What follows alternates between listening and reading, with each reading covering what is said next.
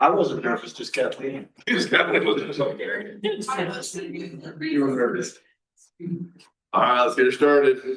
We have a shared vision in the Fern Ridge School District to provide excellence for every student so that each will reach their greatest potential. Thank you for the members of the public who have joined us. As a reminder, school board meetings and work sessions are meetings of boards held in public, providing an opportunity to observe the board's discussion and actions. In an effort to conduct official board business, we ask that the audience be respectful and refrain from questions, comments, and unnecessary noise while the board conducts its meeting. There's an opportunity for citizen comment, and the board looks forward to hearing from those who signed up. I will share some reminders when that point comes. Also, please note that all board meetings are live streamed and posted on the school board area of the website. First up, we have the Citizenship Award. Mrs. Dean. Well, we have an amazing young man that we are here to present. I do my own, and then we have one that's much nicer. Kara, would you please come forward as I read all these wonderful things about you? So this is for you, and it says your name, and it's signed by the superintendent and the board chair. And so it's official. And then this is for you. This is the one that is not as great, but what I'm going to read to you is great. And it's written here so that you can always remember the amazing things that people have said about you.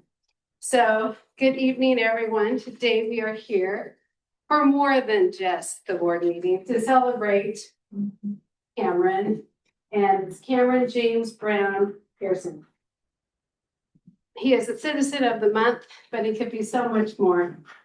Being a citizen, a good citizen, is not just being the loudest, the fastest, or even getting the highest grades. A true citizen is somebody who shows kindness, responsibility, respect, and integrity, even when nobody is watching. A citizen of the month follows school expectations, treats others with kindness and respect. How are we supposed to start with this first? No? Okay, I'll do it back. Okay. Helps classmates and adults make safe and responsible choices, tries their best when something feels challenging. Cameron is a leader in our school community. You set a positive example for others. Cameron includes others at recess. Cameron listens when others are speaking. Cameron takes responsibility for your actions. You help make our school a place where everyone feels safe and valued. That is something to be very proud of. To our Citizen of the Month, Cameron James Brown Pearson, we see you. We notice your efforts. We appreciate the way you contribute to our school every single day. Congratulations.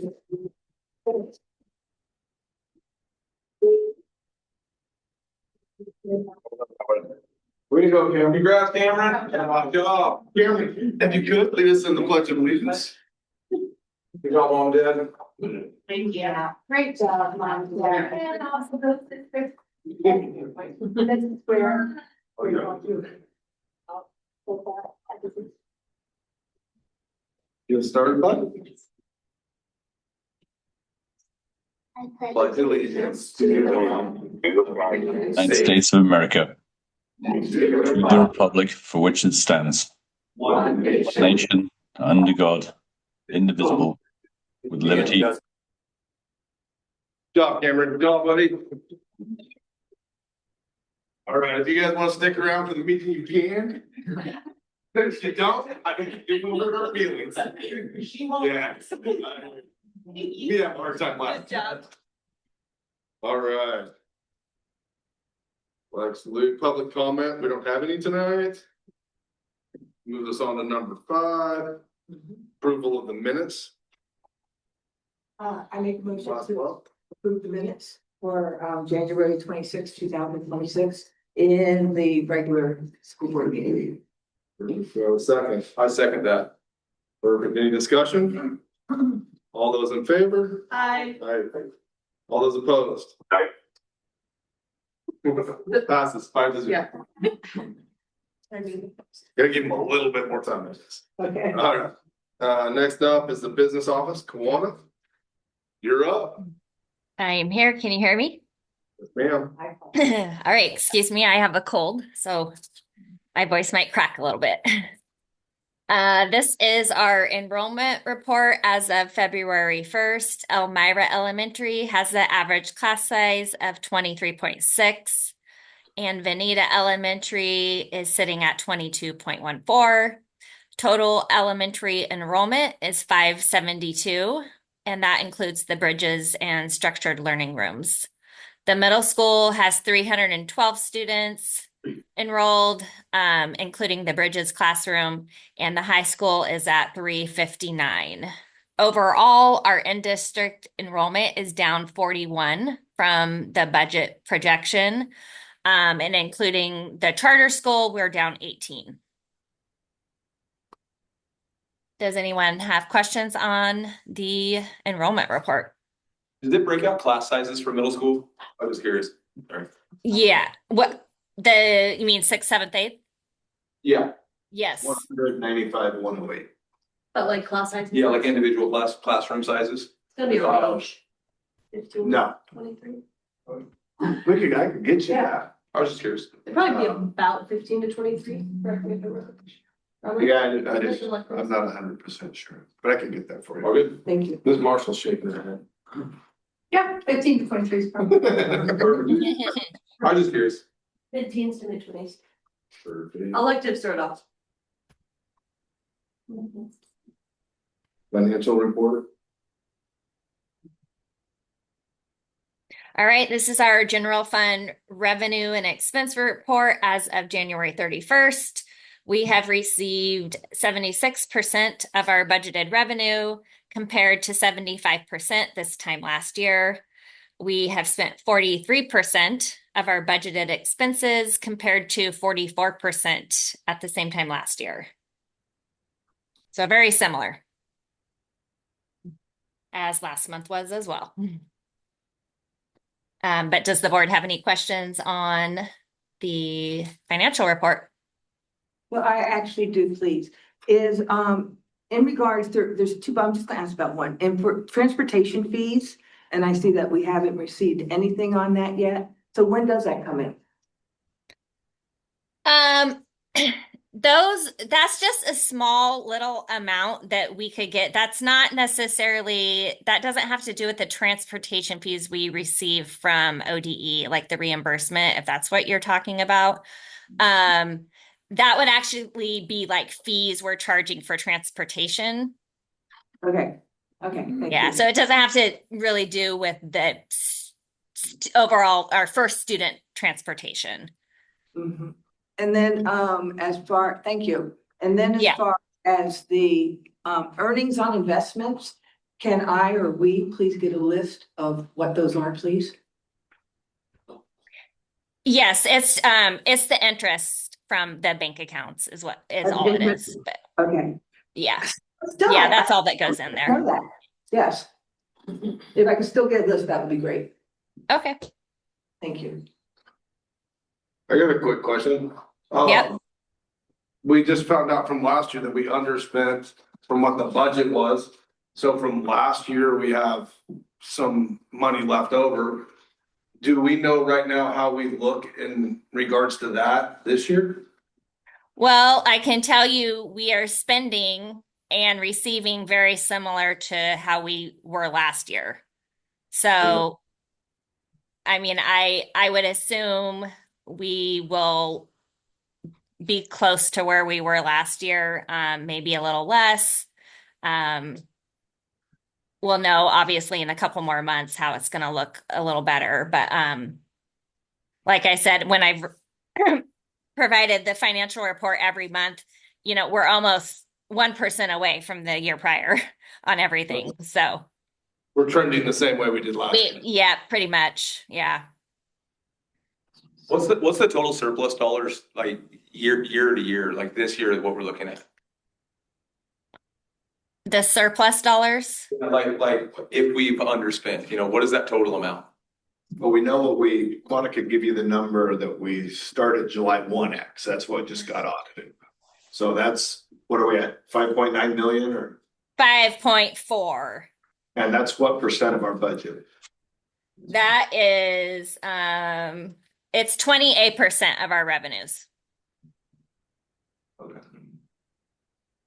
Your revenues, but you're overspending your revenues, so that'd be less for your budget. Well, no, wait, so what that tells us is we have about a 3-month savings account. Yeah. You know, if we didn't get any money for 3 months, we could operate for 3 months and then that 5.4. Yeah, gotcha.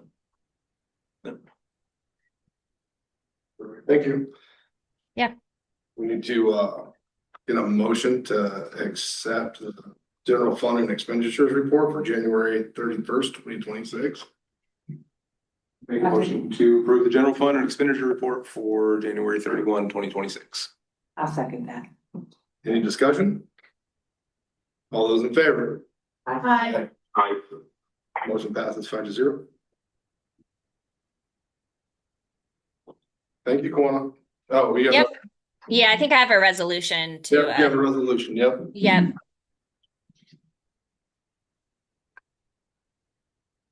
We're ready. Okay, so this resolution approves the audit and formally adopts the committed fund balance classifications in accordance with the GASB 54. And so you're required to take action on this because they're committed fund balances, and that's a requirement by GASB 54. And at the same time, while you're doing that, you technically say, yes, you approved the audit. Were there any issues with it? There were not.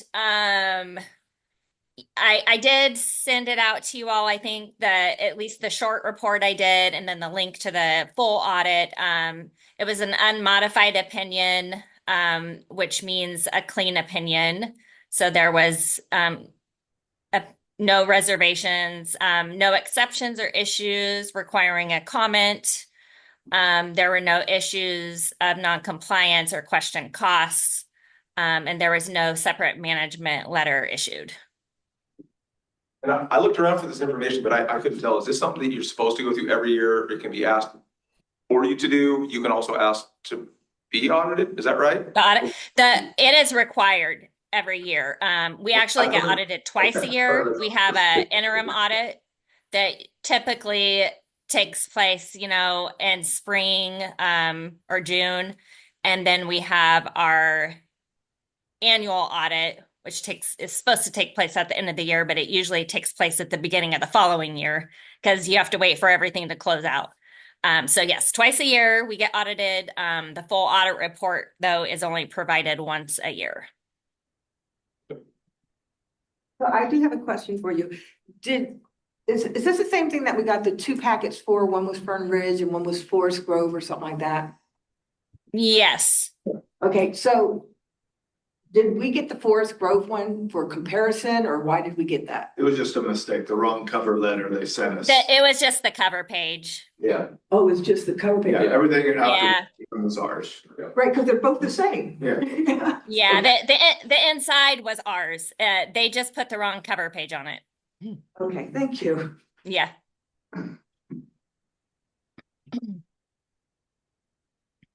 Motion to approve the resolution 252603, 2024-25 audit report and GASB. I move to approve the resolution number 25-24/03. I will second. Discussion? All those in favor? Aye. Aye. Aye. 5-0.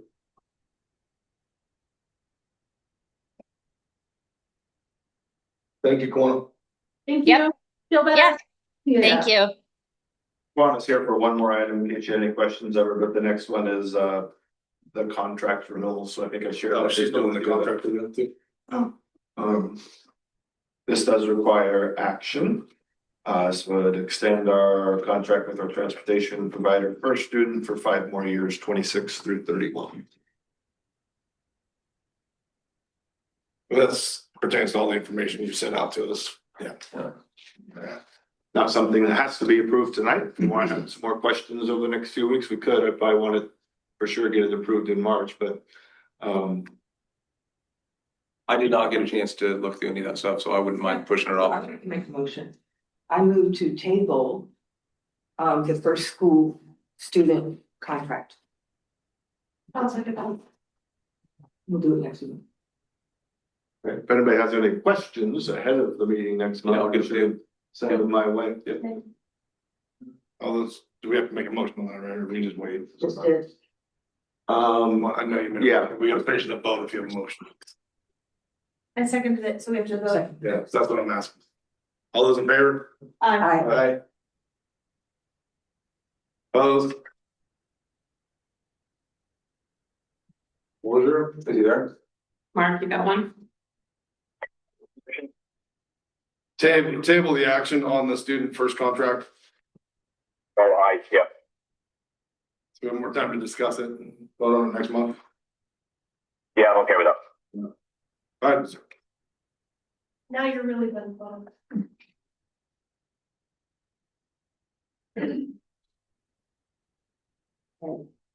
is that something you want to add to a work session next month and discuss, or is there a reason? Yes? Yeah.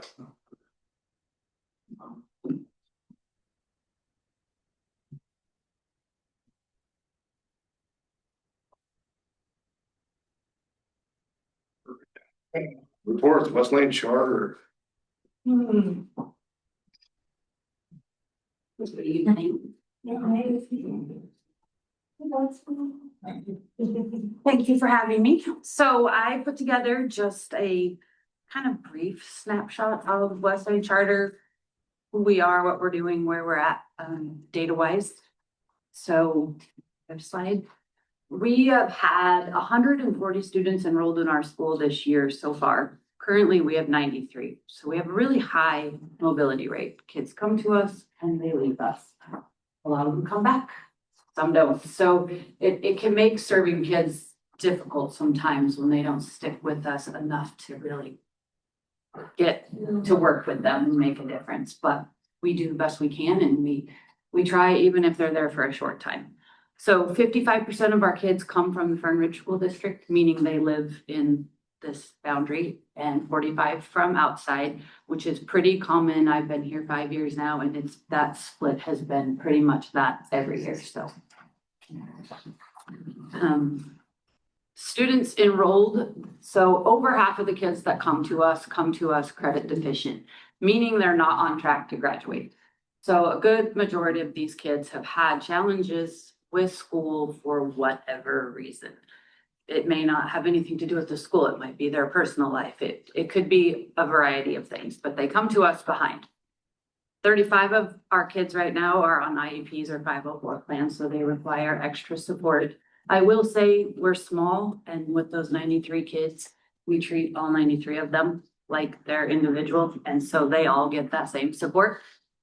These are mandated, of course, but we give that to all kids.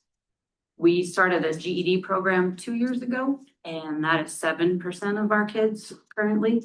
To be in the GED program, kids have to be at least one full year behind their cohort peers, so they're already a year behind graduating on time, or they don't qualify for the GED program, so. Just some little. Oh, real quick, sorry, so does that mean 90-some% of the kids are farther than a year from being close to graduating? No, the rest are Or all on track? Oh, okay, all right, okay. So I mean, if I can please, Yeah. what is the graduation rate? We're gonna get to that. Okay. It's coming. So things you may or may not know about West Lane. A lot of our students come to us for the reason that being virtual, there is flexibility in their school hours. So they can work or help with caregiving at home of parents or siblings or whatever. This year, I feel more than ever, we have quite a few kids with some serious health needs, and it's in and out of hospitals, and working virtually makes it possible for them to stay in school. And actually, those kids are doing a great job of staying on track. So it's a good option for them that makes it a little easier than maybe a traditional school. Students have the flexibility to move between on-site or remote learning, a combination of both. It's never set in stone. If they need to come in 1 week and get extra help, they do. Or that Monday, they feel like they're not getting it, come in, work in the building. and then they may not come back for several weeks. We do have a group of regulars that are there every single day, and they just come every single day because they want to be on site. So success for us often means re-engagement before credit completion. These kids have had some sort of bad experience, and so we're trying to connect with them, engage with them, find something to make them want to work again, and then focus on the credit completion. Try to do them at the same time, but if we don't get that engagement, then it's a lot harder to get the credit completion. Staff works regularly with families, the counselors, and outside agencies. We're trying to connect kids to support in every which way we can. And then we do a 2x6 schedule for our kids, which means they do 2 classes every 6 weeks. So they're not trying to juggle on their own 6 classes every day. We've found a lot more success when they only have to focus on 2 at a time. When they're trying to self-manage and self-motivate, it's easier for them to focus on 2 things rather than 6 at once. I think I might have that the same, so. It's working. If there's a kid, if there was a student who didn't want that, they said, no, I want all of my classes the whole time, then we would absolutely do that. So it's not so set in stone that everybody has to do it if it's not working. There's graduation rates. So I put the last 3 years data. The numbers are not great. They don't look pretty. However, I will say from as credit deficient as the kids come to us, the fact that we're improving and making growth there is something that we're proud of. We absolutely want those numbers to continue to grow. That 5-year completion rate is if a kid earns their GED or it took them an extra year to complete their credit. So that includes both of those.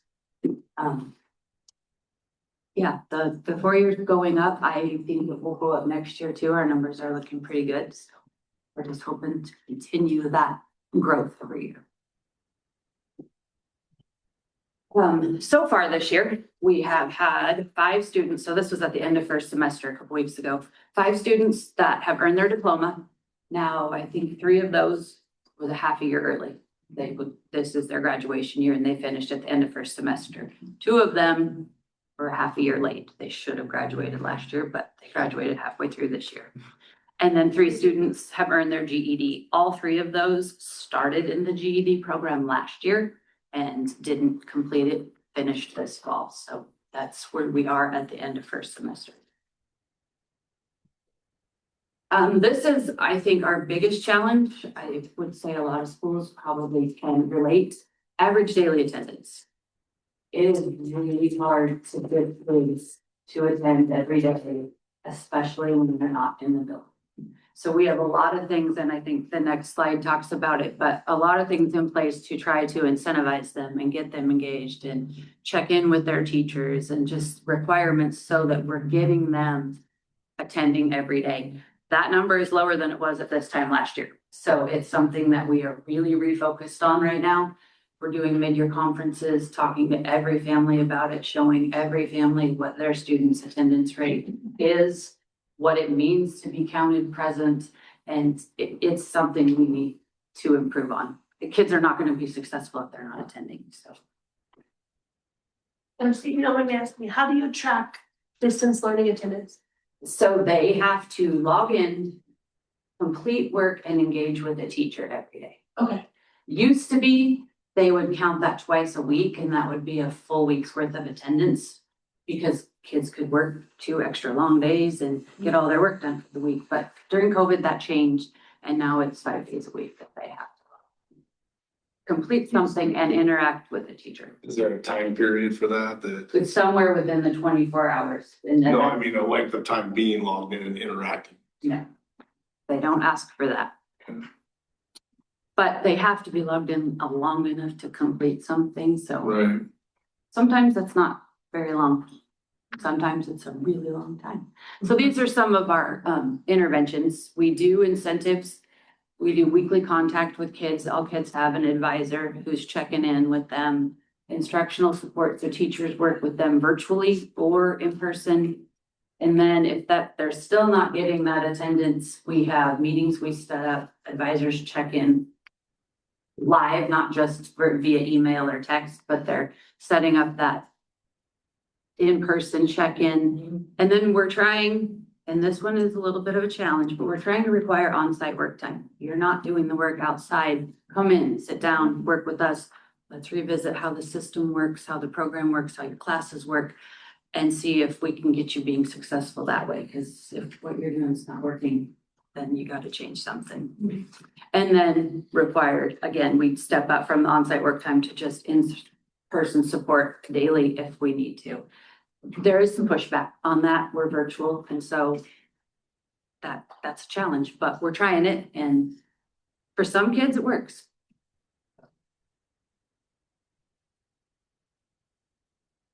Two CTE programs, the informational technology and our culinary arts. Not high interest in those programs, but we do have kids taking classes in both. And then we have a political science class this year that's a dual credit course. They can earn credit through LCC, and more to come. Teachers are working on adding several more of those. Is there any like vocational stuff or anything coming up? Or like thoughts about vocational stuff for any of those kids? Above the CTE, we're doing field trips. So we did the logging content last week, and there was another one, LCC, career fair that they did at LCC last week. And so we're hooking kids up anywhere they show interest. The counselor works with them and sets up whatever we can find.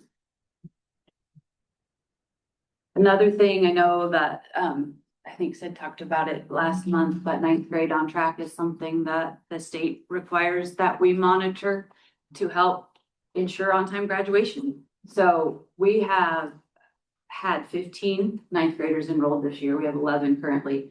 Of those 11, only 2 of them have been with us all year. One of them is on track, one of them is not. So those are not great odds. But the other 9 that we have all came to us a half a year behind. So they're a half a year credit deficient when they got to us, which makes it a challenge for us, but more so for them. So we work real hard to try to get them back on track. Really working, and the next slide talks about, as we're seeing this, interventions with our 9th graders specifically. Back one. Oh, I see. So we're doing the weekly check-ins with an educational assistant right off the bat. And then after 6 weeks, so that first 2x6 section of classes, if they're not on track, counselors meeting with families, offering support. What can we do? How can we change things? What's not working? What is working? And then at the end of first semester, if they're still behind, which is all 11 of them now, well, 10, I guess, required weekly synchronous check-ins with their classroom teachers. So they have 2 classes. They've got 2 meetings every week live that they have to do with the teacher. So not just an email or something they can say, yeah, I'll do it. They actually have to be there, which also helps with attendance because then they're working twice a week.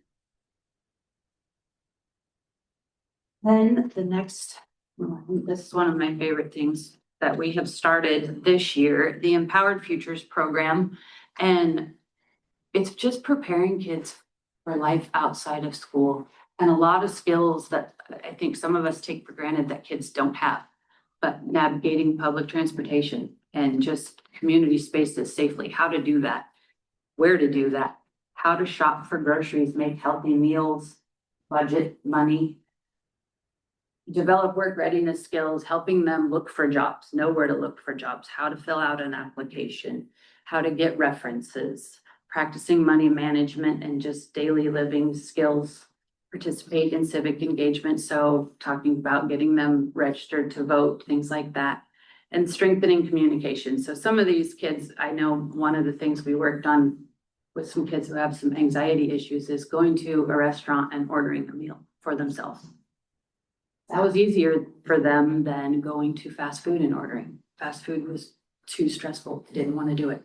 And they hadn't had to do it. And so just practicing some of those things that we do every day that they don't know how to do. So it's pretty fun.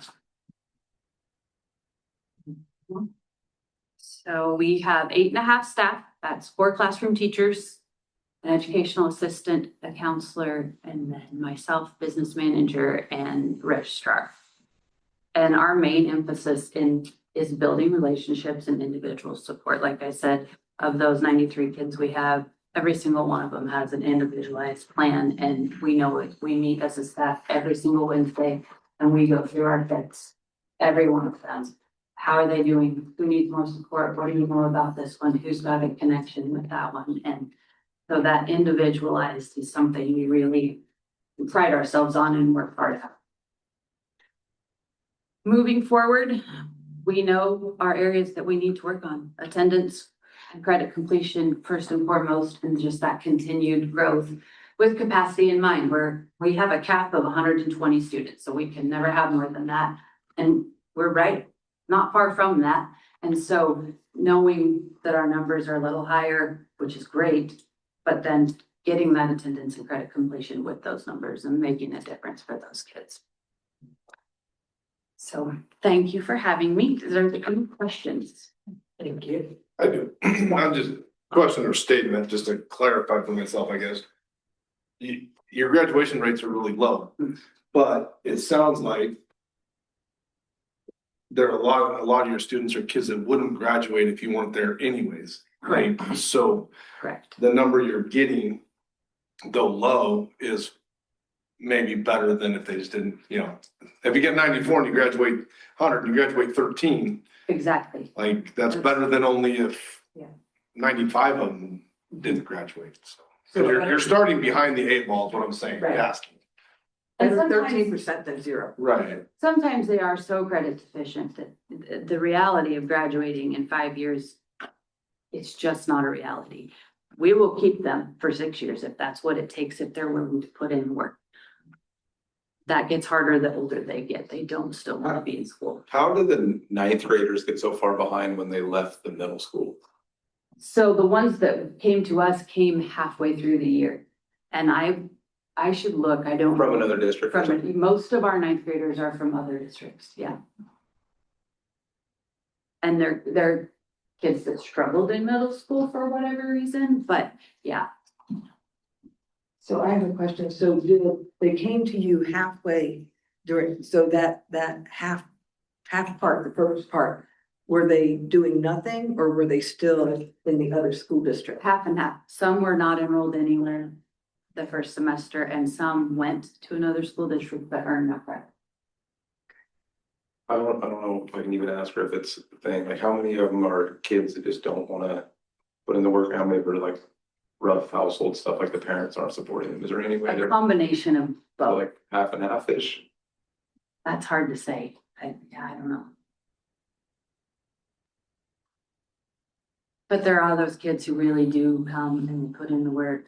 They want to do it and they catch up and they make that difference. And that makes, like you said, it makes it very rewarding to get. Yeah, this the kid. 13 you get to do that too. We didn't think you were gonna graduate. You didn't think you were gonna graduate and you did it. Yeah, right.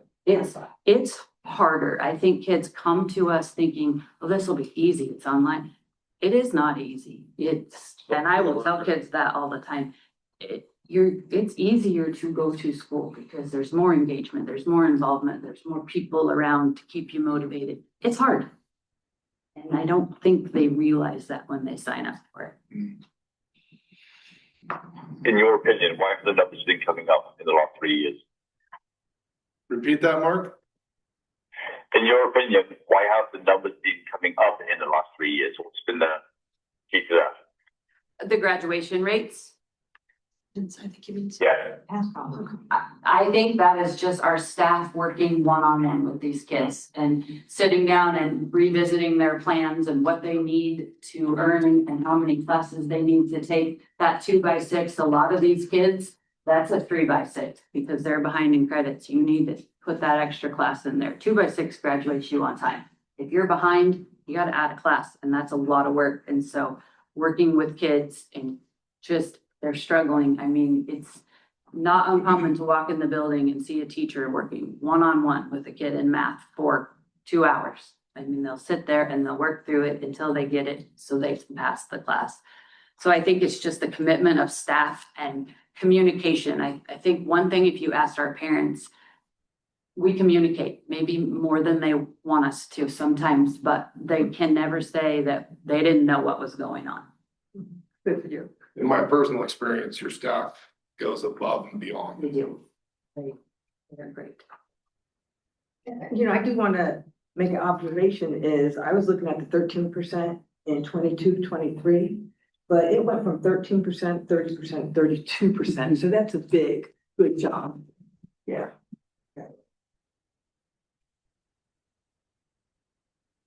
Right. Thank you so much. Thank you. Next time you gotta make Shauna give it. I will. She always comes, she sits over there quietly. I just like to see people feel uncomfortable.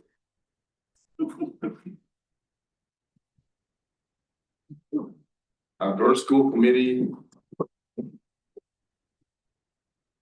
Okay. You see how I fought over who had to sit by me? Everyone's sitting. Straight on the camera. Yeah. And this is Angie, Becca and Sid. And they know far more about outdoor school because they've done it much longer and they're there all week. But I am the administrator in charge of outdoor school.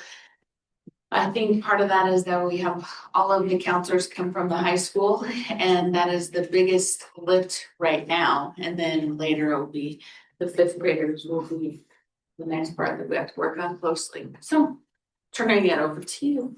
I'm Angie Pepworth. I'm a first grade teacher at Benita, and at camp I go by Cedar. I'm a llama kitty at camp, but I work at Benita Elementary as well. I work in special education in the resource room. So tonight we want to share some updates and improvements that we're making to camp, but we're also kind of giving you an overview of what our camp is like. We'd like to invite you to camp too, because it's pretty amazing. So in Fern Ridge, we have a lot of history of doing our own camp. Fern Ridge started doing outdoor school in 1988, which is a lot sooner than many districts in Oregon. We've independently run since 1994, so we run our own program. And that's our team of directors. Bob Bruce and Lori Dosher have been longtime directors. Becca and I have been doing it for several years, and Amara is a newer director on our team too. So we have some retired teachers, some new teachers that are subbing and not full-time right now, and us too. We're pretty unique the way we do outdoor school in the state. We are self-contained, which means that we create and run our own program all by ourselves. Counselors run a lot of camp. They teach lessons at camp. They lead cabins. They are on all week. Most other districts in Oregon contract out with independent organizers to run camp. So most places will pay somebody else, show up, and they run the entire camp. Fern Ridge has been studied and praised from outdoor school state directors for the way that we use for our camp, especially for the way that we use high school counselors. In the last week, we have been invited to mentor 2 other districts that are they're trying to improve the way that they use high school counselors.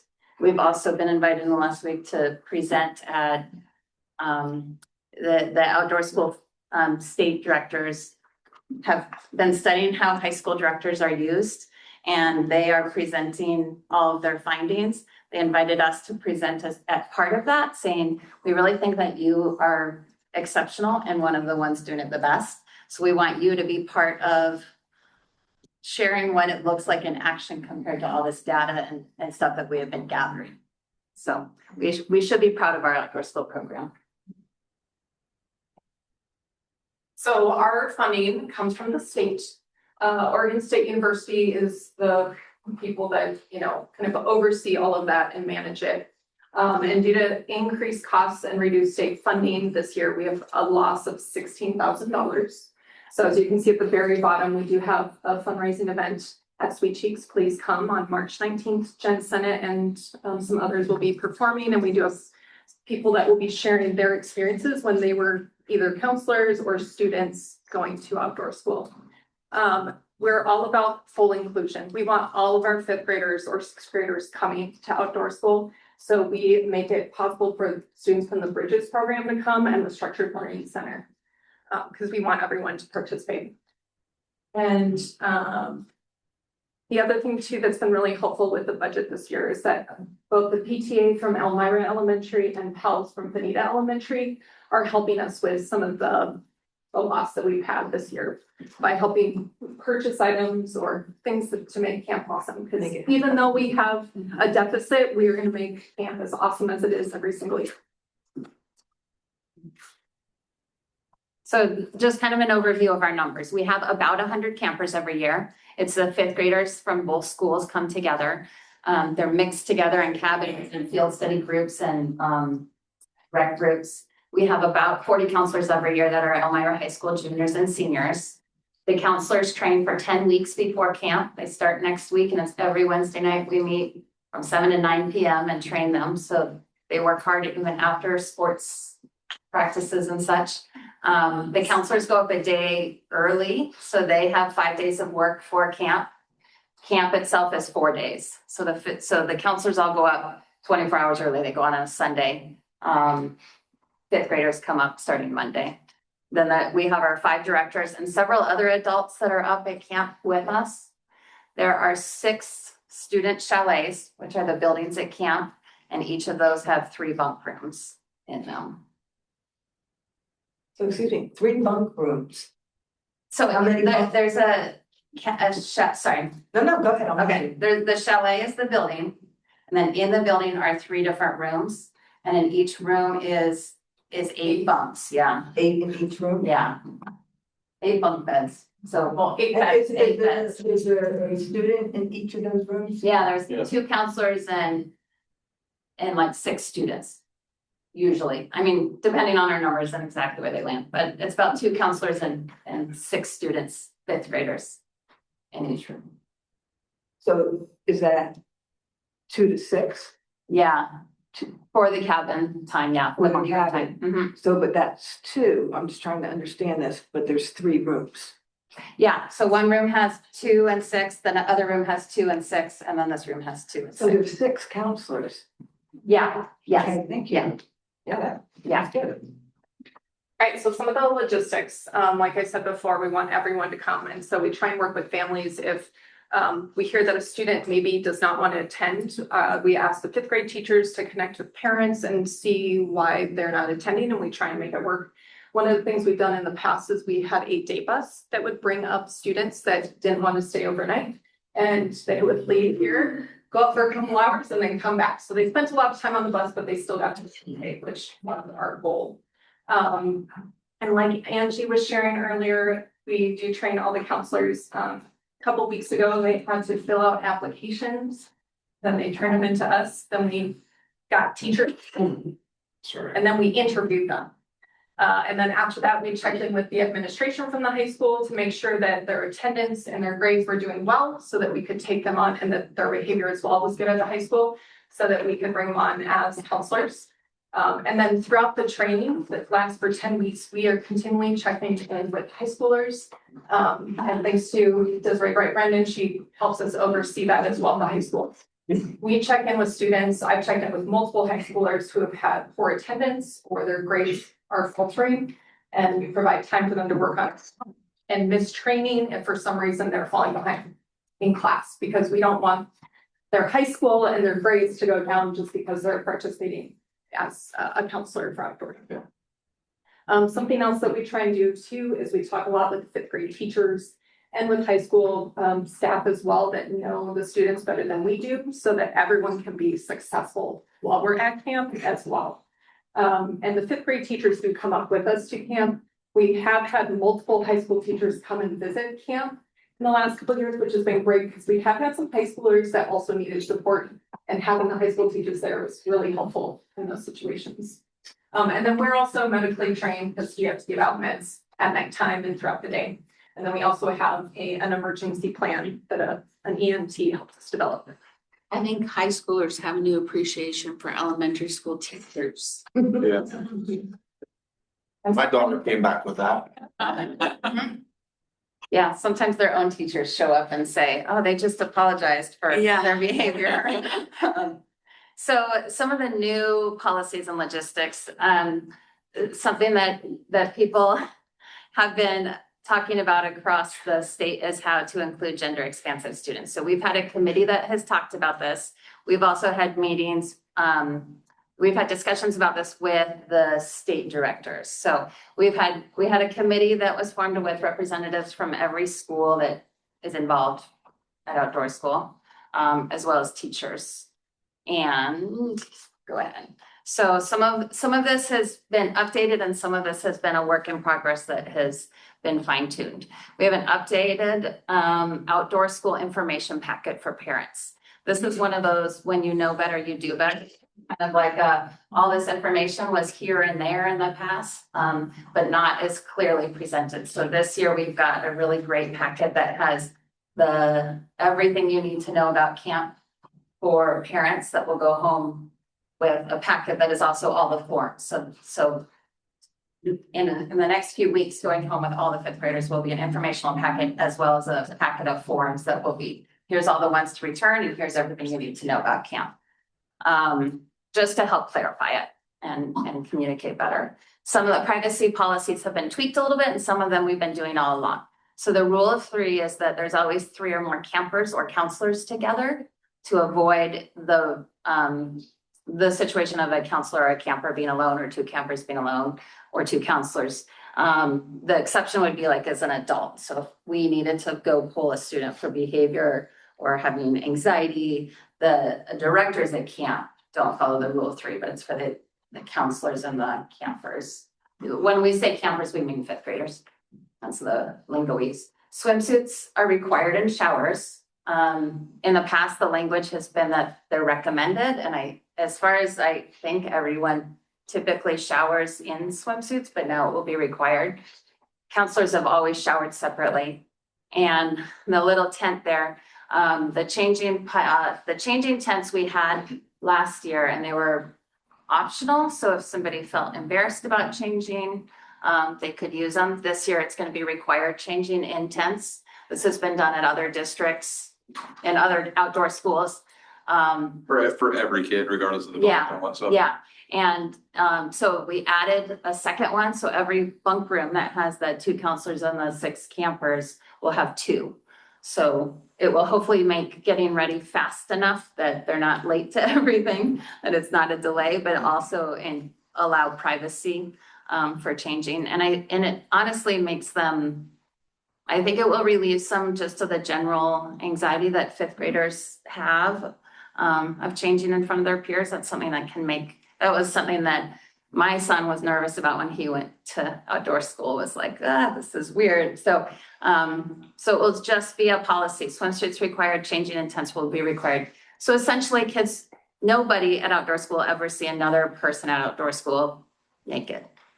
So privacy will be ensured that way. There's a lot of other privacy that we always also teach along with that is the layered instruction of like, don't get in other people's stuff, respect each other, both emotionally and physically. Like there's a lot of other layers of privacy that we teach of just kind of how to live in the same room as somebody else. They're learning that stuff.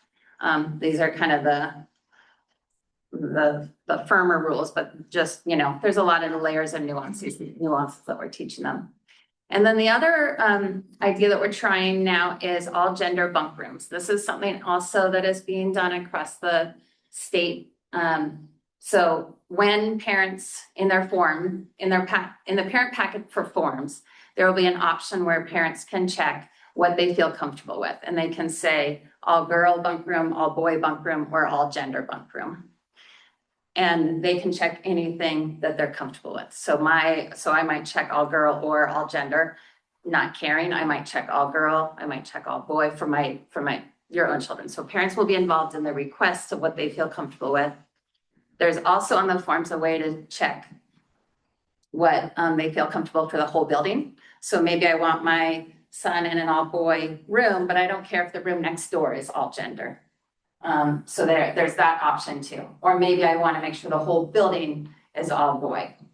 So they have the option of communicating with us what they feel comfortable for their child and what they feel comfortable for their child's room and the whole building.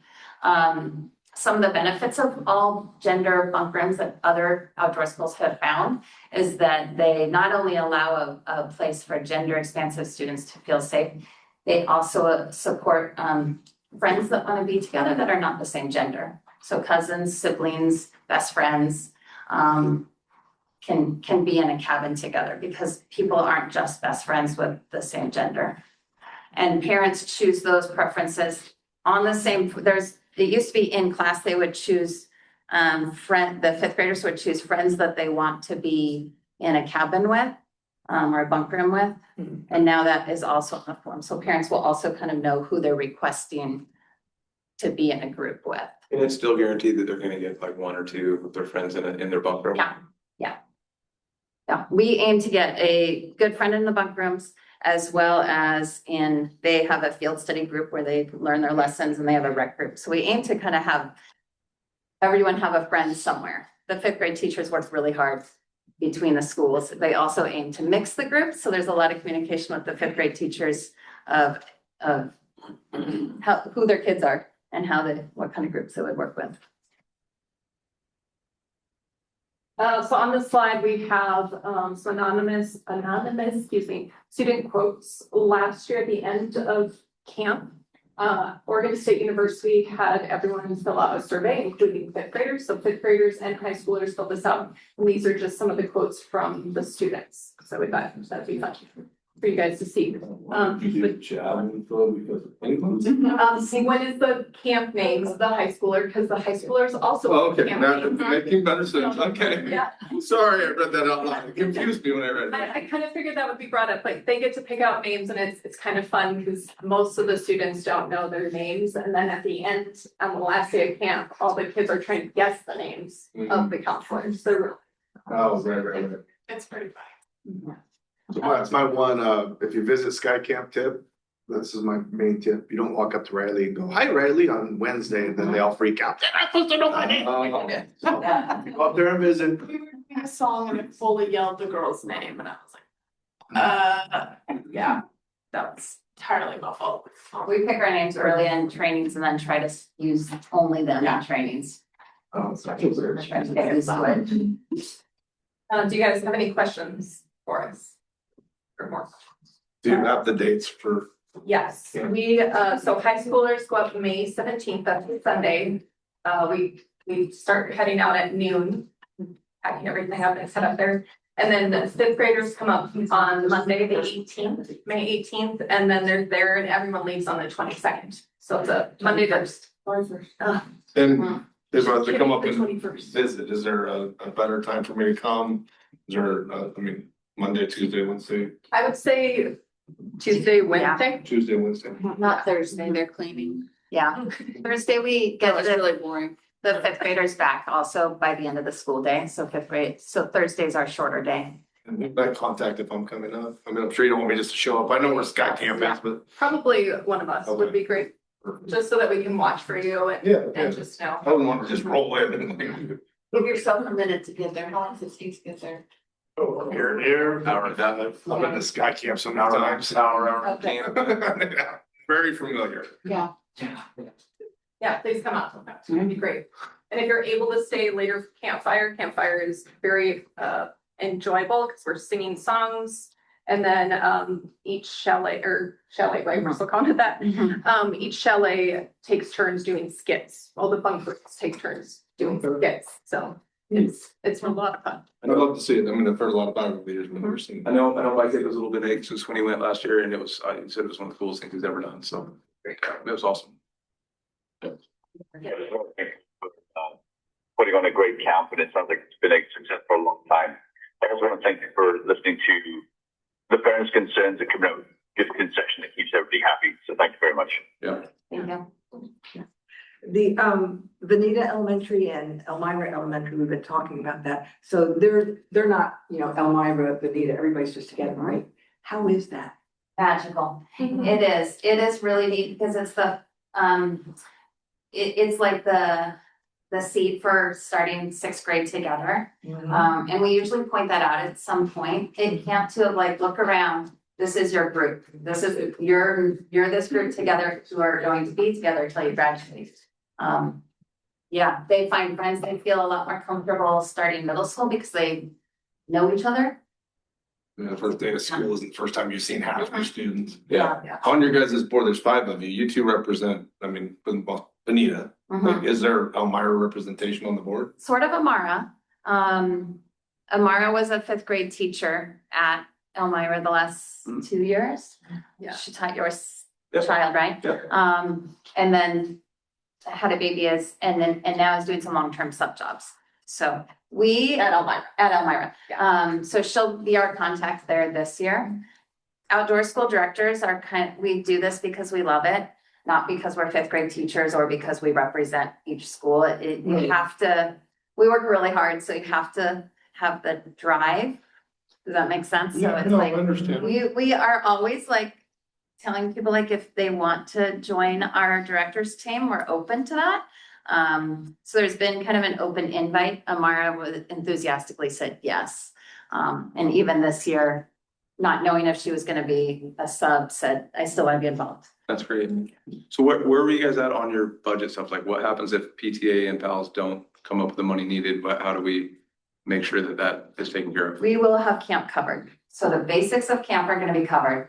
We took budget cuts for our stipends. We figured out what we could cut and still make camp happen. So the money that we're raising is going to add in some of that fun stuff, like. So the rental, the cost of transportation and food covered. It's just if you want glitter and. The counselors can decorate their cabins, so like that would be something that if we don't have the funding for it, we won't be purchasing those items. You said you were, what, 16,000 short or something? Yeah. And then is there a rough number that you guys are gonna come up with from PALs and PTA? We're in the process of talking to them. We gave them our proposals. They both wanted like kind of a wish list. And we gave them that a few weeks ago. So now we're kind of waiting to see how they both respond with. Who I did mean- you give that to? The Elmira PTA and the Benita PALS. Okay. I feel like this has been just such a long-standing deal here and it's so good. I don't understand why the school can't cover the remaining balance of this. Well, So we get back to the can board. make it happen as is, and we are fundraising, so we haven't needed to go, I mean, you guys might have a better answer, but we haven't asked the district to support it yet because we can make it happen with the money. And our fundraising looks like it will be helpful. Are you guys behind because OSU cut some funding? Is that what I was The gathering? state Yeah. cut funding. They voted to reduce the funding for. Everybody? Full, yeah, Everything? even though Oregonians voted to not cut funding, so. Hmm. But they're still talking to legislature, they're trying to, Like this week. yeah, Yeah, You They- can advertising on the fundraising, because my wife already has that on my calendar. excellent, good. They were really open about their how to cut funding. They did a lot of open discussion groups and surveys of like, how can we cut this and make it fair? And propose a lot of different ideas. In the end, they just said, we'll do 20% for everyone. So they tried to kind of equally say across the state. And it looks there is some hope Yeah. that next year it will be returned. I was gonna say, is this something we're expecting every year or might come back? they're talking about putting it back into place like it was. Yeah. Remind me when this started, state funding.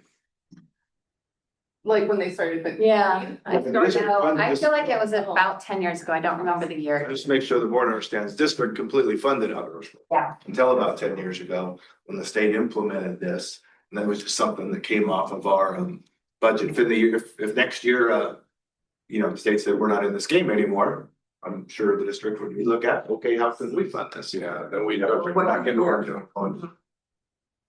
We used to also charge 5th graders. I mean, there was scholarships, but back in the day, it also cost, there's a lot more fundraising and a fee if you could pay it. And the state was like, no, we don't want that for any Oregon kid. We want them to Yeah. be able to do this for free, and we can still do that. Not gonna charge them.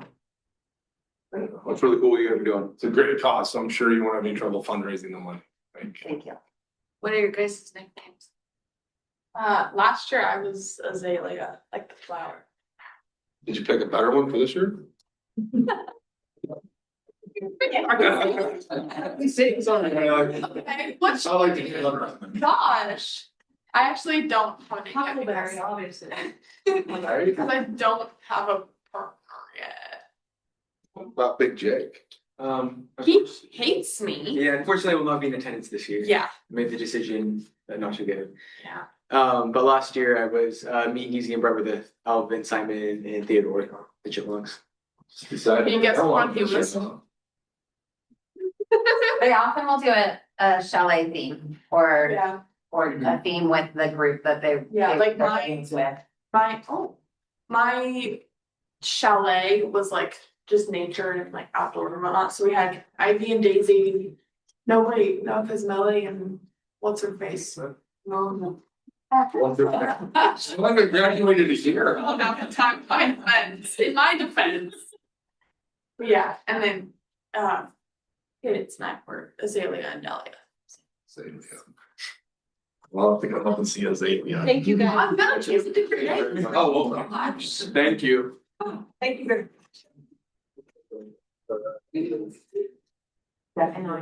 Sorry for my coughing. Okay. Never fails. I don't know why.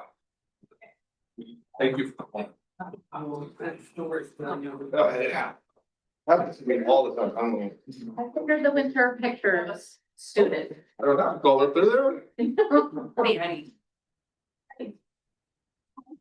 So our free appreciations this month. So at Elmira, we have weekly assemblies to celebrate our school community every Wednesday morning. Students are recognized for their attendance, accomplishments in PE, how they demonstrate our award of the month, assembly challenges, and so much more. This week, our top earners for the Jumpathon got to silly string Mrs. Perrier. We appreciate everyone who comes together to make these assemblies so fun for the kids. And then at Benita on the right, kindergarten at Benita Elementary celebrated Hundreds Day, which they celebrated on the 20th. Greta Conley's kiddos had a blast sorting 100 objects, comparing numbers, and writing about what they will be doing when they are 100 years old. It was a fun way to learn number sense and celebrate being at school. And then on to the middle school on the left. We would like to thank our PBIS team for organizing last week's Rock, Paper, Scissors Challenge. The week-long event culminating in Friday's assembly brought great energy to our campus and strengthened our positive school culture. So PBIS is just the positive behavior improvement. And then at the high school, EHS junior Michael Stovall welds a fire pit that was raffled off during a tour last week of the high school CTE areas. February is CTE tour month, and our district is among 8 around Lane County that have invited teachers, students, administrators, and community members on tours to learn more about CTE programs. The EHS tour included student-led lessons in welding and carpentry. Kudos to our CTE teachers, Johnny Bowden, James Monaghan, and Chris Dosher, as well as Michael and all of our CTE students. So I thought that was pretty cool. He said he made that in like 4 hours. Like he started right before the bell, started at like 8 in the morning, and he went until like pretty much lunch, just cranking that thing out. And then there were some things that people made with like horseshoes and all kinds of things. It sounded really cool. The kids were really excited. Does the class have a plasma cutter for the designs, or is that something they brought in? I don't know that. Okay. They brought it in. I was gonna say, we got a plasma cutter? And I wish there was about 100 of those. Can they continue to make them and can we keep auctioning them off? Right. I mean, It was impressive in how short of a time he designed that. I mean, we can strong arm a lot of parents to buy a lot of fire pits if it supports the school, for sure. We have a little sweatshop over there, right? I think there's a fine balance. Yeah, Right? there. Save with my phone lunch. I'll talk. All right. You can't say that to me. I'm pleasant. And then if you recall from last summer, probably July, August, we put on a Papa's Pizza fundraiser in collaboration with the OSEA. And this time they're kind of leading it, and we're still collaborating and working together to raise money for student scholarships. And it's all day, the day before, the Sweet Cheeks fundraiser. So get pizza, and then the next night go get the wine. So I have flyers here. I think Bree's put some out there, but if you guys could help spread the word, and we hope to see everyone there, it would be great. Yeah, so for this month's update, we're in the middle of the legislative session right now, in the state of Oregon. The legislative session ends March 8th. So we're kind of like in the second half of it. So last month, we talked about OEA PAC and how our dues dollars doesn't go towards political work, but we have PAC that's a separate entity. And so the OEA PAC works to lobby in Salem and connect with legislators and that kind of stuff for bills that would have impact on students, educators, and the public school system in general. So kind of two that I wanted to highlight that are getting some traction in the legislature is HB 4011, which would make talking about class sizes and caseloads mandatory in bargaining contracts for teachers.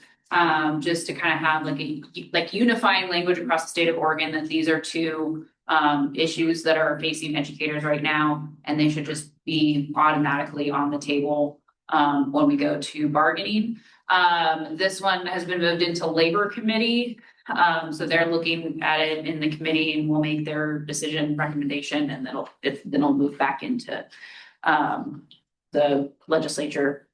Maybe we'll see where it goes. And then the one that's kind of relevant to what we were talking about earlier tonight is SB 1507, which basically Oregon is connected to the federal state tax code or federal tax code right now. So our tax code mirrors the federal tax code. And because of some of the restructuring that's happened in the tax code the last couple of years, this has actually made it so Oregon had to, Oregon's revenue was decreased by 311 million. Which this then trickles down to school districts because there's less money in the Oregon budget overall, then cuts have to be made across every section, which means education is getting less money. And so there's been a lot of support from OEA to support this bill because again, it affects school districts and educators and students. So February 5th, OEA had a rally that was the Fight for Our Future rally where a bunch of teachers showed up at the state capitol to just say, hey, fund our schools, support SB 1507, so we can get more money in our budget overall as a state, but also into schools. So that one seems to be moving along in the legislature pretty well. But yeah, we have until March 8th for this session and lots of different things going on. Thank you. Thank you.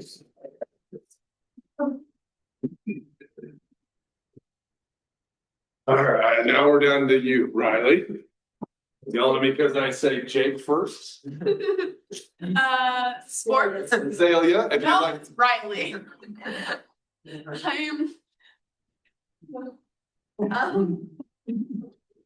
Okay, girls basketball is done. Oh, you're right. You want the last game? Yeah. You didn't have to have that part. You could just say we won our last game.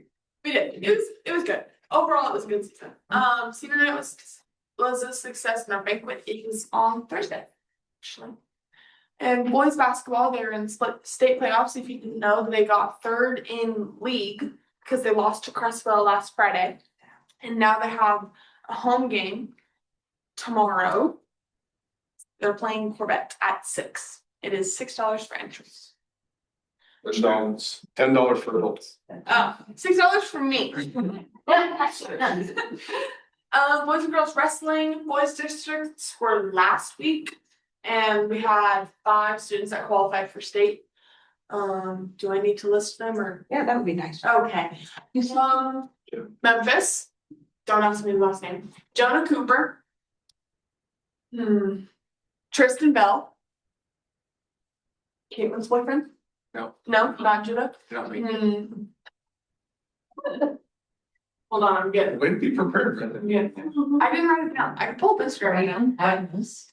Brayden, forgot about him. I forget he exists. It's Morgan. Memphis. I said Memphis. I forgot his last name. Morgan. And then someone else. It'll come to me. And then girls districts was last Friday and Saturday. One girl, Hayden, who goes to Crow, but Russell's here. She's going to state. She's our only girl that got into state. And then cheer just held, or just had their state, they got third in 1A, 2A, 3A special district for overall. In outdoor school, which is like previously mentioned, interviews have been conducted and students are notified of their acceptance, I believe, either today or tomorrow. And then trainings will begin March 4th. On NHS, we sold valograms for about a week and we made $250 profit. So that was good. We will also be holding a blood drive at Elmira High School on March 6th from 8:30 to 1:30. Leadership. We've been continuing our weekly videos, which have been helping to spread information about what's going through our school and our community. We are also playing prom and reaching out to people to help decorate, since we do have a track meet that day, which much of our leadership class is in. So having someone do that, which I've reached out to Fern's mom because she did it last year, and so that has been a success so far. Also, had a question at outdoor school. What is your guys' fundraiser start? 7. 7? Okay. Yeah, thank you. Liam. Also, I don't know his last name. Pankowskis. Liam Pinkowskis. Sorry. Okay, leadership continuing, I'm also in the Ren video, I just have to do a couple more in the office and then we're good. And then we are unaware of whether or not we will be able to make the trip to Seaside this year with Cody, for the leadership conference OASC, because with Cody leaving it kind of, puts a damper on that. And also we have very little money. So yeah, we're working on fundraisers. We're doing it. We're making it happen, but Who usually funds that? us, Yeah. the activities, the activities budget. And then also the leadership budget covers a little bit, but we don't really use the leadership budget. I don't know why. Well, I do know why. It's because we had no money in it. And now we're under $200 because I went and talked to Lori. Yeah, so So the activities fund, funds like most of leadership activities, period. Yeah. So like our campus chaos, our dances and all that. Mhm. Dances are granted the repaid back with admission usually. And activities money, a lot of it comes through like the ASB cards and signups and registration. We get a lot of money at the beginning of the year from that. yeah. And then like a little bit throughout the year, but Yes, and we've also made some rather expensive purchases over the last 2 years. Yeah. So this isn't anything new. You've always paid for it. yeah. Mhm. Well, Seaside, like the OASC trip itself is new. We started it last spring was our first one. So this will be your second year? Yes. Yeah, so because there's 2 conferences per year. There's a spring one and then a fall one, and we went on the spring one last year, and then we also went on the fall one this year, which we could have done without, but that's okay. And then we're like wanting to go in the spring, but I don't know if we'll be able to. Okay, good. Thank you. That concludes our report. What's the date of prom Maybe. and where's it at? Ford Alumni Center Alumni from Center. 8 to 11 p.m. Where? Ford Alumni on U of O's campus. Oh, right next to Matthew Knight. Oh, yeah, big flash cube. Yeah, and we're actually doing announcement videos for the theme of prom this year, so it'll be fun. Yes. Is that the date of Elmira Relays? Is that the track? meet? Now it's not my relays, it's the Junction City Invitational, but there's 16 teams gonna be there. But Yeah, we're best so- stuff to lead. I just, it'll be a pretty big meet, so I don't know. Do the times overlap at all, or it should be I good? mean, so, field events start at 10 and running starts at noon, and since there's 16 teams, A lot of we're, heats. lots of heats, which means Oh, that's the hard thing. it'll probably end about 5:30. And So this is the day. that means that, We don't have a decorate early Yeah. that morning, because we're gonna have to get a meeting earlier. And like about half the kids in leadership are on track, I'd say. So so we are, what's the word? I don't know. Yeah, sure, we hired somebody to decorate for prom, and Jake and I had a meeting with her, and she's great. She helped us last year, so nice. yeah, and then Cody's leaving? We're always looking for chaperones, in particular board members, so you wanna. My son was so happy with me. I love chaperones. I love it. Yeah, but you behave, mine doesn't. I say that out loud. All right, I'll just give you guys a few updates, kind of more of the behind the scenes. We saw some great stuff happening with kids, but there's also a lot of work happening in teams and committees outside of the classroom. So kudos to our staff and our teachers and our admin. We're working through our social studies adoption.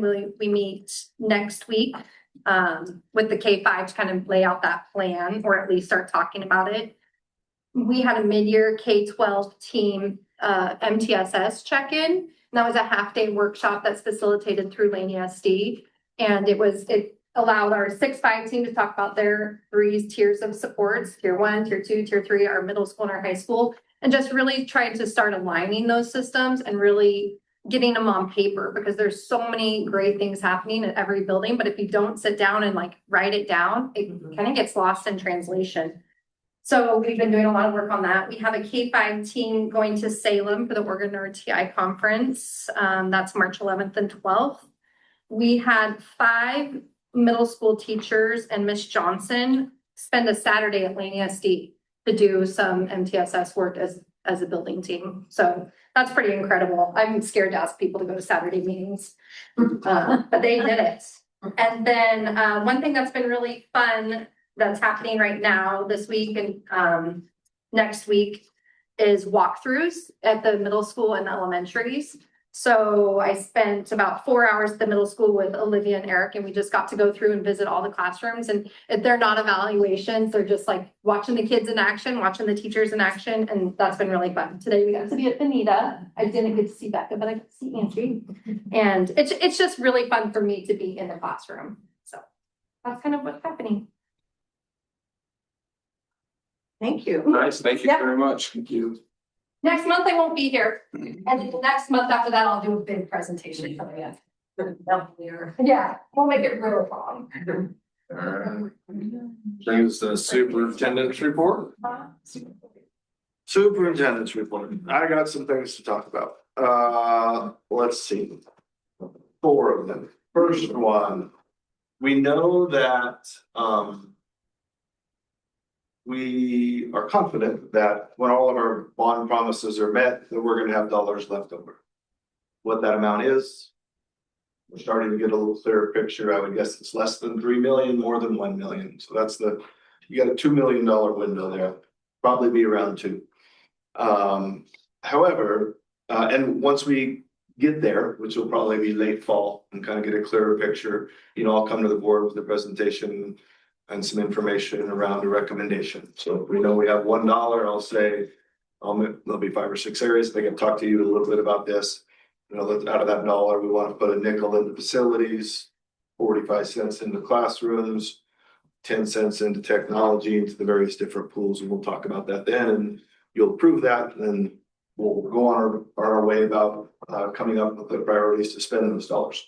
However, I have a recommendation. Now I want you to think about it over the next month, because I'll also share this with the bond oversight committee when we meet early in March.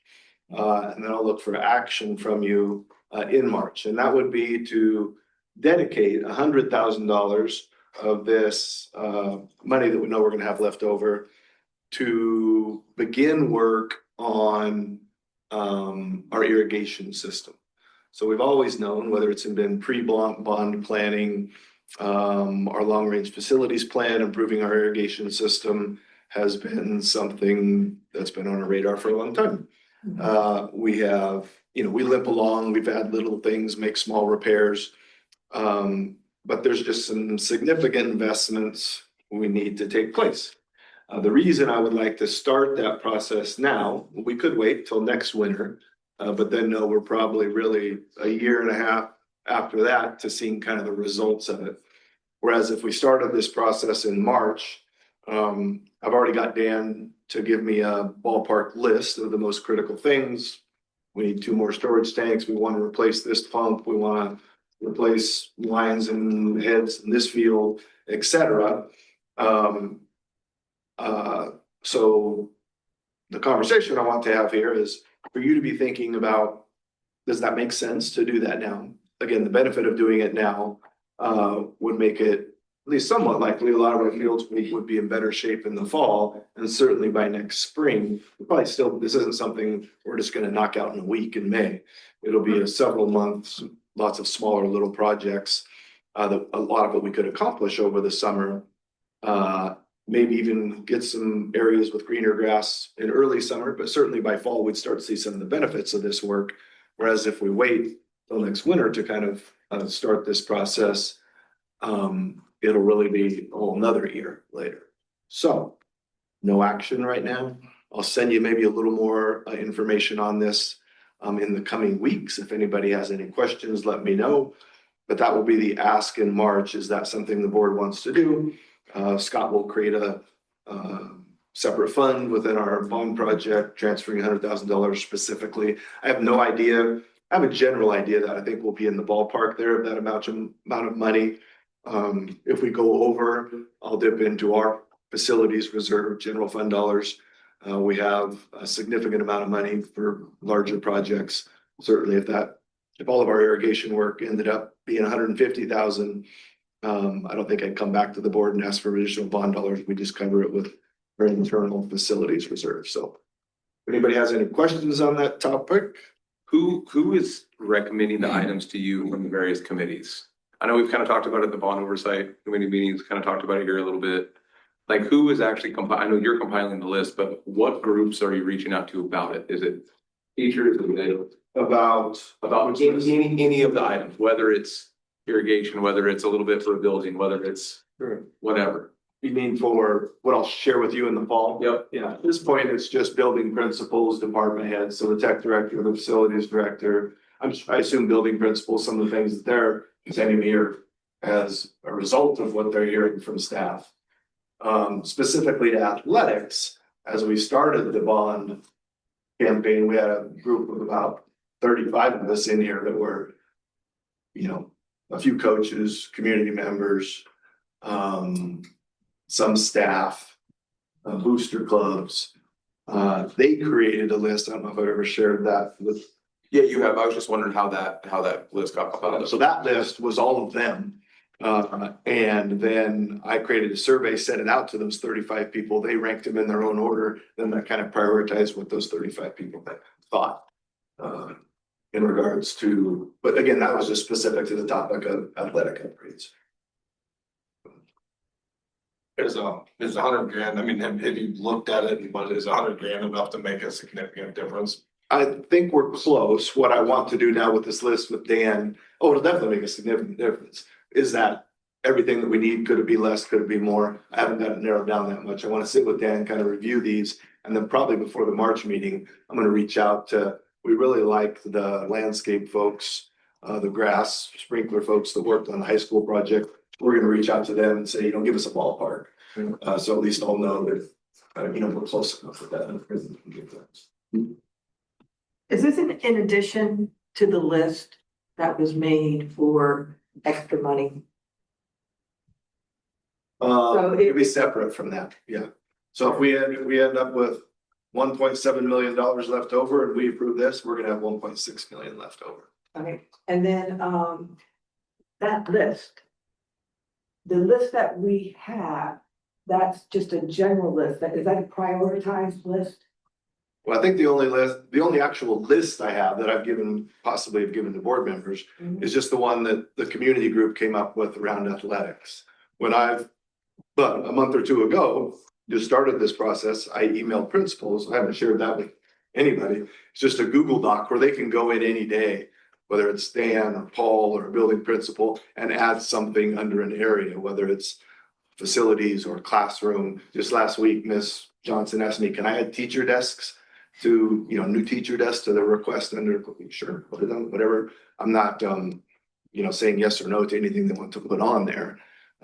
Once we get dollars allocated, again, 10 months from now to each one of those pools, then we'll probably start to prioritize, okay, these are the 14 things under instructional space improvements that we want to include. Let's reach out to staffs or do some deeper dives into, let's prioritize those 14 because we won't have enough money to do all those. So can we see that list, please, along with this, just so that we can see who wants what? You know, where do we have other meetings? Sure. And I do understand that we have approximately 2 million and you're asking for 100,000. Yeah, I mean, 2 million is a guess. All I know is we're gonna have money left over. As far as the Google Doc, I'll share it with you, but just know what it looks like today will look much different in 8 months. No problem. Thank you. Maybe just because we're baseball players, but I like green grass. Yeah. Okay, second item, this doesn't require board approval. I'm just sharing some information. We'll also share it with the bond oversight committee here in a few weeks. We are pretty much wrapped up, as you recall, in our beginning a year and a half ago. At the start of this process, I guess it was June 2024, the board approved our management plan of the bond. And one of the fields in our bond was mechanical. There's just over $3 million allocated to improve mechanical systems throughout the district.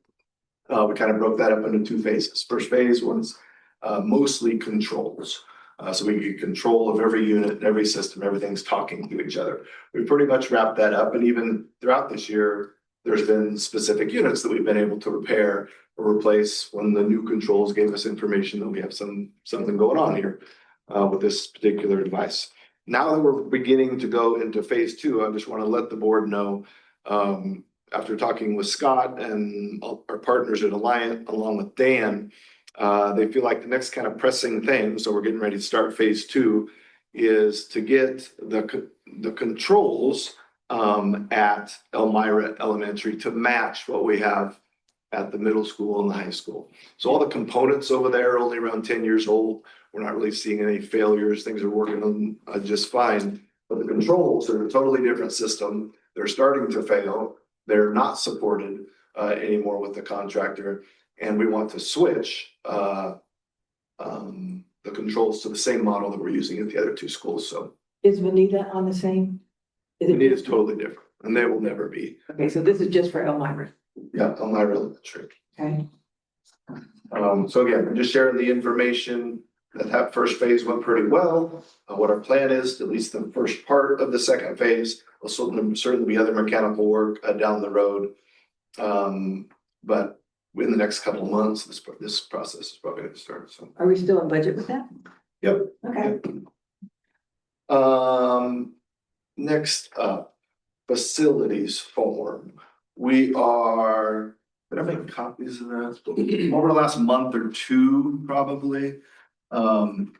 Miss Marshall and I and Dan, can take those over here, have been working on, it might not look like it because it's so cluttered, but we've been working on simplifying this thing.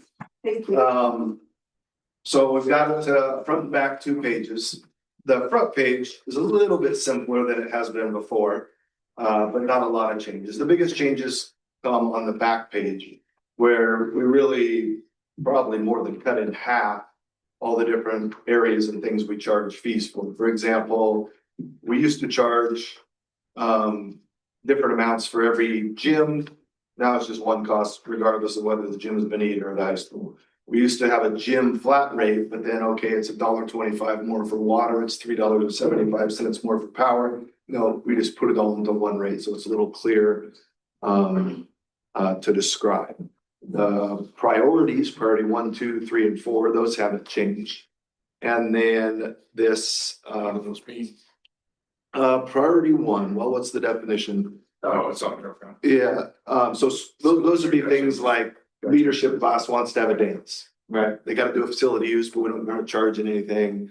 Example, priority 3, adult non-student rec. So they're the ones that are going to have to pay. Or one that also comes into effect when they need to pay is when they're charging admission. So what would be a good example? The local dance group in Veneta, the dance. Yeah, when they want to do a performance and use our theater, they charge to get in there to generate revenue for their program. They need to rent the theater. This is just the actual physical copy, but this is in board policy. So it was pretty easy for us to get it into Word after Miss Marshall and I beat it around for a while. But now I need to get this into board policy format, because this will become board policy. So I'm just showing this to you, to look over between now and the next month, if anybody has any questions. And then number two, know that in March, I'll come with a first reading of our facilities use board policy. And then it would get a second reading in April, and hopefully that's when we approve it. So this will get uploaded to the website. We will try to, I know Brian's asked about getting this, making this fillable, PDF fillable. We'll make that happen when we get it completed. So again, just sharing info at this time, but know that in March and April, we'll have first and second reading of approving this and getting it into board policy. How much use actually is there from outside groups? So last weekend, a group paid $1,600 to run their dogs around Benita Elementary and smell out stuff. It happens more often than you think. How many times a year, roughly? I mean, is it 10? Is it 100? Is it? Yeah, I guess 20 for outside groups paying us. Yeah, I can get an exact. Not student related stuff. Right. Every weekend, there's adult women's volleyball in our gym. Does that group pay? They do not, but they're going to start. Good. Why? Really? Well, because it just opens Pandora's box when the school district is saying Brian wants to use the gym to play flag football on a Saturday and with adults, and the school's going to fund all the paper towels, the soap, the electricity, the heat. What our policy says is if it's for our kids and they're not charging, then we cover it. But when it's adult or profit generating, another one that might come to the board's attention. Let's say WC Grover fancies himself a baseball coach and he wants to offer a clinic and charge $100 to use the gym for 10 to 12-year-old baseball players. Okay, then we're going to charge you to use the gym. We're not letting Coach Grover make $3,000 using our space. Yet we're funding, again, all the things that happen when someone. Now what if every kid that Coach Grover is coaching there is a Fern Ridge School District student, and the money that he is taking from that is to pay additional coaches that he brought in from outside areas to help him? In my mind, not in our policy, that'd be revenue generating. Your coaches coming in, we're paying them. Even though he is making nothing, but he is going to pay outside assistants to come and help him. And it's all students in the school district. Right. Yeah. That's in your mind, that's revenue generating? We're paying people. Where I think a gray area could be is if the revenue generated is just to buy popsicles for camp or t-shirts at the end of the camp, supplies for the camp, then I think there can be a conversation there. I mean, that's just the way it's been, not that there couldn't be a conversation going forward, but I'm sharing.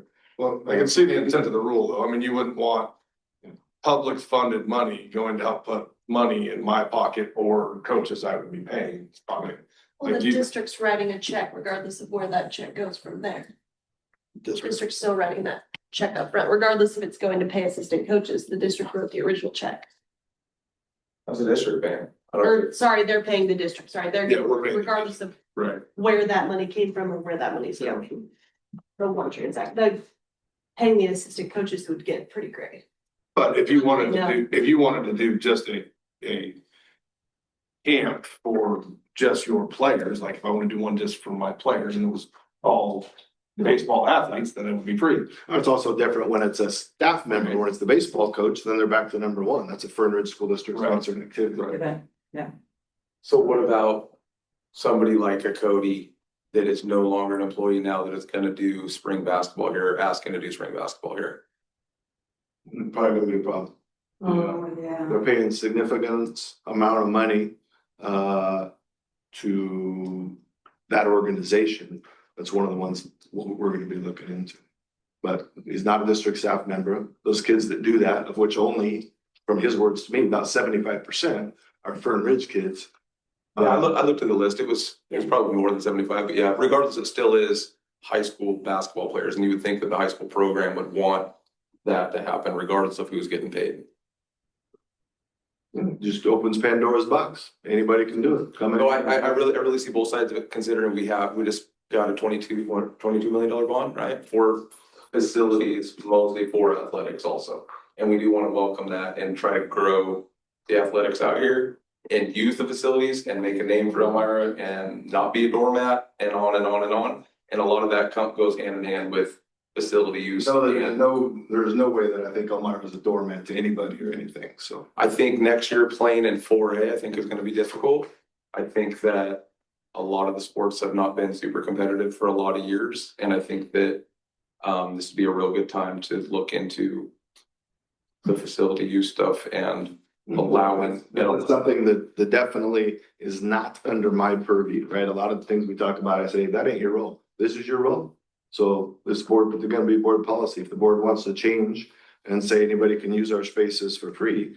Well, I definitely don't think anybody, but I think when it pertains to students that go to school here that will be competing under wearing an Elmira jersey on across their chest, I think that's different. Yeah, and so I would agree, 90% of those do get to participate free. Where it becomes this gray area is when they're paying Brian $250 to play on this team. So what I would need to investigate more on this specific topic is where that money goes and what is it used for? If it's used just simply to, I mean, my first thought would be that money is just used for tournament registrations, practice jerseys, et cetera, then don't even say it's a fee, right? I mean, have them pay, when it comes tournament time, the team pays for the tournament. But when again, I don't, this just came across my desk today, this communication that you're talking about. And at this point, I've just said, I need more info. I want to call them the organization that's, for example, if it's as simple as Cody doesn't get paid anything for this, or whoever the coach is, then it's a no-brainer. I guess, like even looking at Elmira youth football, right? I mean, that's an outside deal that we've deemed that is the source for middle school, for youth football here, right? It's a good program. They're good people, right? Like, how does that work? Because all the parents are paying a fee for those kids to play. They're all our kids. They're all our kids, right? Those coaches aren't making any money. At least I don't think you are. No, I wish it was. So it just comes down to, is the coach getting paid? Is that it in your mind? Well, in my mind, it's what the policy says was this is revenue generating, and that's the way I would define it. Not that that's the correct way. I would interpret it in that, as a board, if I was looking at this to vote on this or have this as a discussion, I wouldn't want an individual organization or anything else profiting, like as a business, making profit off of district resources. Right. I mean, so if I was voting on this or we were discussing it, that's the way I'd be looking at it.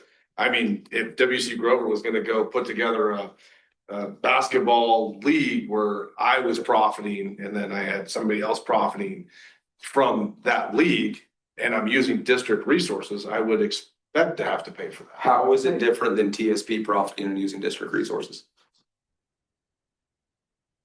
Well, again, coaches don't get paid. I don't know that anybody in that organization gets paid. I don't know. Yeah, I wouldn't say they're all our kids. Director students. There's all. Yeah, that's Director students and, yeah. I know. When I coached in high school, I got a stipend too. It didn't cover the water I bought. And, one of the reasons we're gonna wanna clean this up, is because it's just been this way for so long. And rarely, like a student group, it's just super rare that we charge. I guess there was an example this fall with football when they're charging to get into the stadium. We had to pay something for the stadium rental. Well, and if Trevor put together the spring league, then it wouldn't be even an issue, right? Because he's an employee. Well, Is that? yeah, we're paying anything. Yeah. But there's some limitations on how head coaches can even be involved in the. More work to do. Like I said, I was saying to Director Kirkpatrick, this is your call, right? I'll tell you what I think is best, what Dan thinks is best.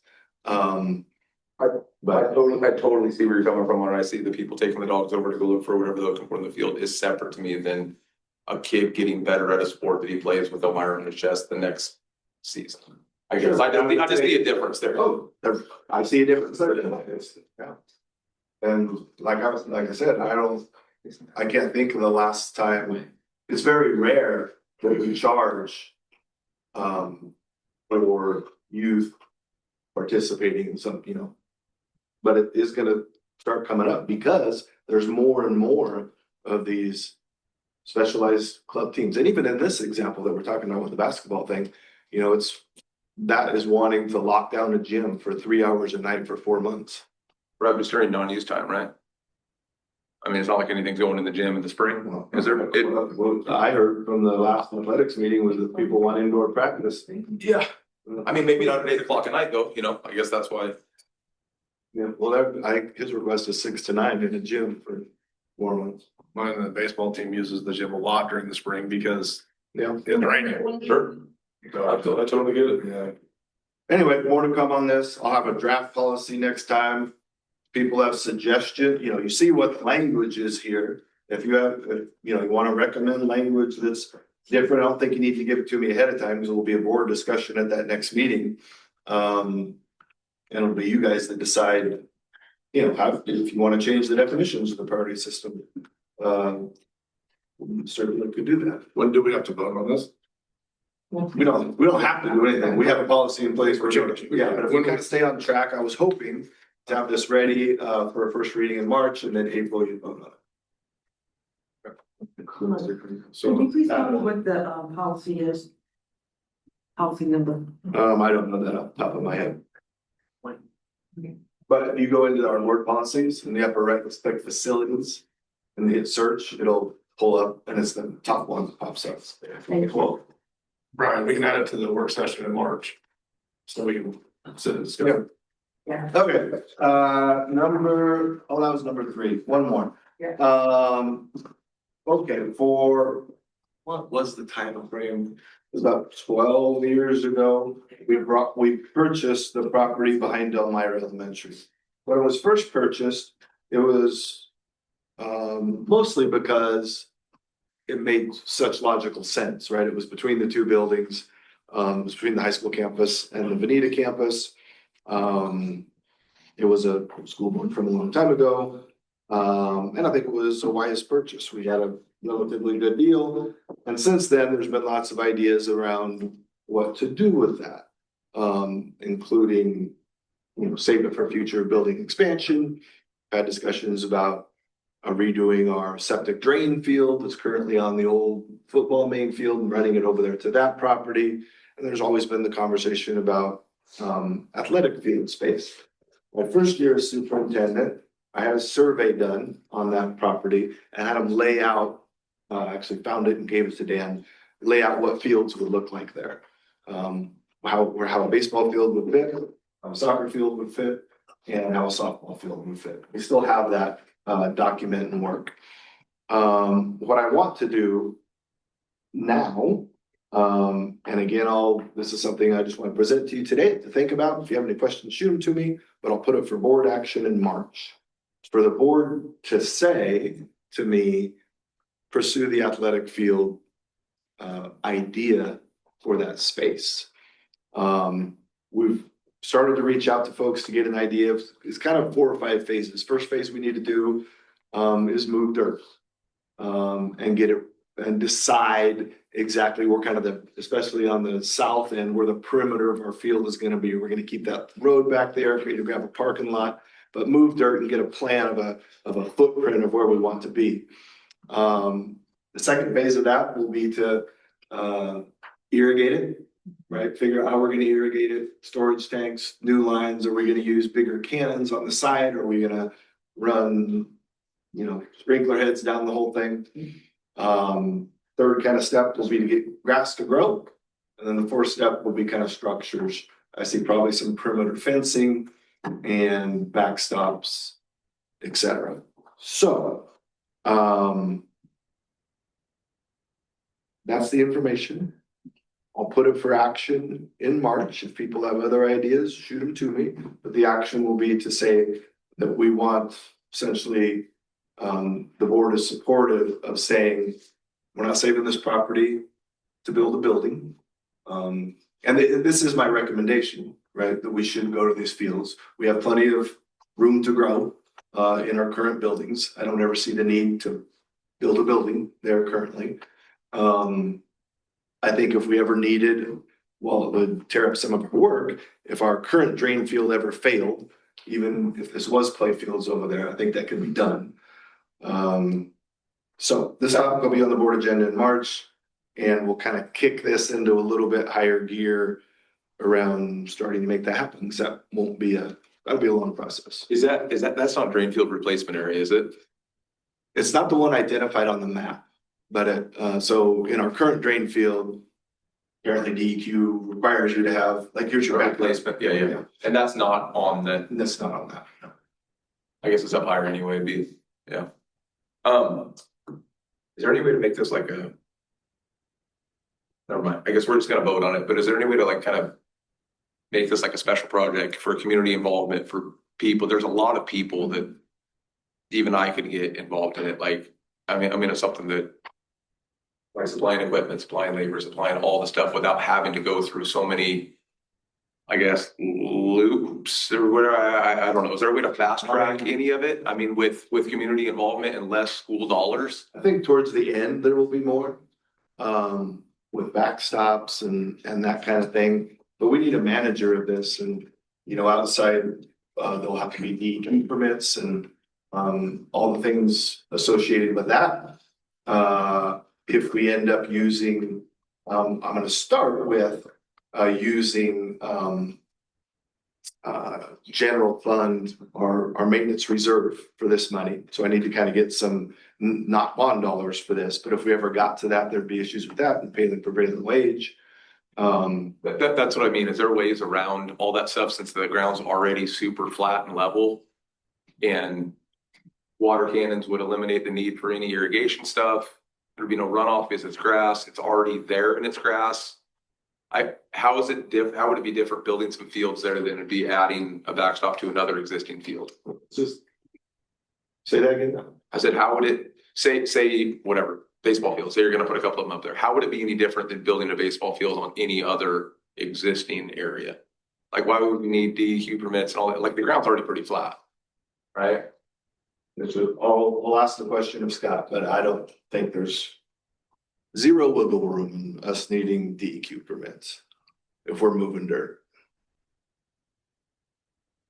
But I will find out. The other thing is, like I say, you know, once we get towards the end and it's, I'll just use the example of backstops again. I think that's something we can more easily manage, but when the district starts engaging with private citizens to do work, it's problematic. Because Because we don't have ways to hold them accountable. When they go kill a kid, run them over with their tractor, when they go break something. It's, you know, when we have parents that are volunteering to do work, we try to engage them as much as we can. But when it's construction like this, I think it's challenging. So there's a lot of rules we have to follow. I'll ask Scott, in looking at that whole project as a whole, what are the easiest things to you know, engage our community with? Hey, this is what we need. Maybe it can be simple things like we need a spot to dump dirt. And what's more difficult and what are the permits that we need? I'll see if I can get some more of that. I do love including the community as much as possible. I just mean that's the group that's just gonna get stuff done faster than paying contractors prevailing wage if there's no actual dirt that needs moved. Like, you were already dumping dirt there, right? I mean, if you don't use that area and keep it as an existing dump site for something and just move it. There's been a lot of dirt moved. Well, it's pretty flat, man. I mean, we walked it, you know, we were out there, we walked it, it's flat. Yeah. I just, I guess I just don't, I really don't see the difference in putting a backstop down here on an existing grass field or putting backstops on an existing grass field up there. Are you talking about building actual baseball fields or putting up a backstop? I mean, there's a big difference between a T-ball backstop and a high school baseball. It'll be a high school JV baseball field, so if we have a JV team or two teams, we can play two games, or if they have a tournament, they can play two games, and a high school regulation softball field. Basically, we have two teams.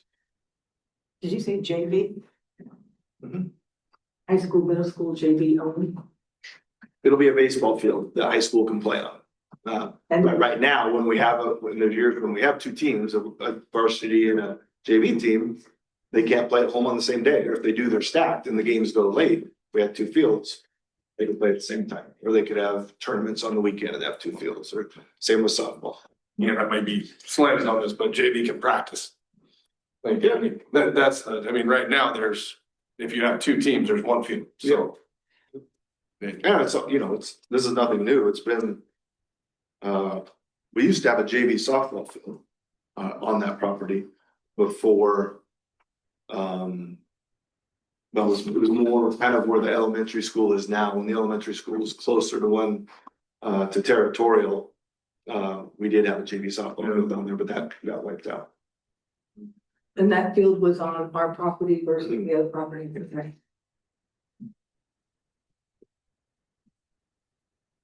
Okay, those are my 4 items. Told you it was gonna be a lot. Those are good.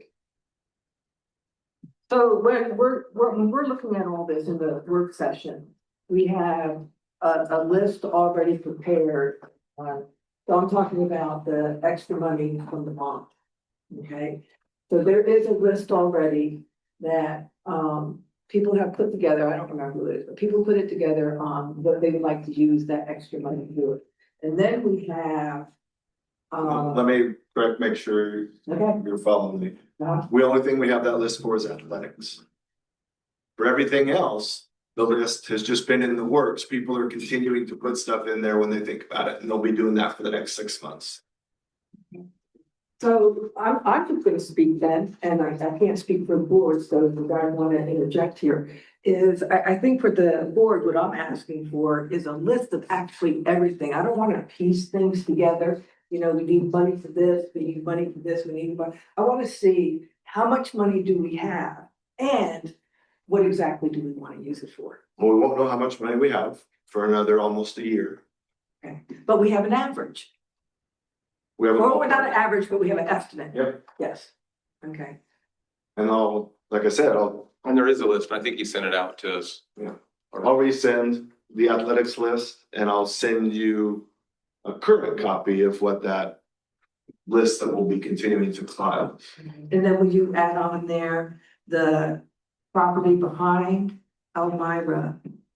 That's separate, remember, he said. Pardon? He said it's gonna be That's separate. something for the most part, I'm gonna try to pursue again, it'll depend on cost. There might be some point. Where we say, we want to use some bond dollars for this project. To at least start, to move dirt, to get a survey that's updated, to get a plan to pay for permits. I'm gonna use assuming the board, again, in March says, yes, we want to advance with this, I'm gonna use our facility reserve dollars. So we're not talking about that now. All I want to hear from the board in March is, yeah, start that process. Don't save that ground to build a school on. Don't save it to do it. We want you to start moving forward on making that a field of play. And if we say, yes, we'd like you to start moving forward, okay, that to me means you're not gonna do anything. You're still preparing, okay? Well, if you say move forward, then we're gonna start moving forward. That's what I need to know, okay? And we'll use general fund dollars, not bond dollars. We'll use our facilities reserve account. Okay. Thank you. Yep.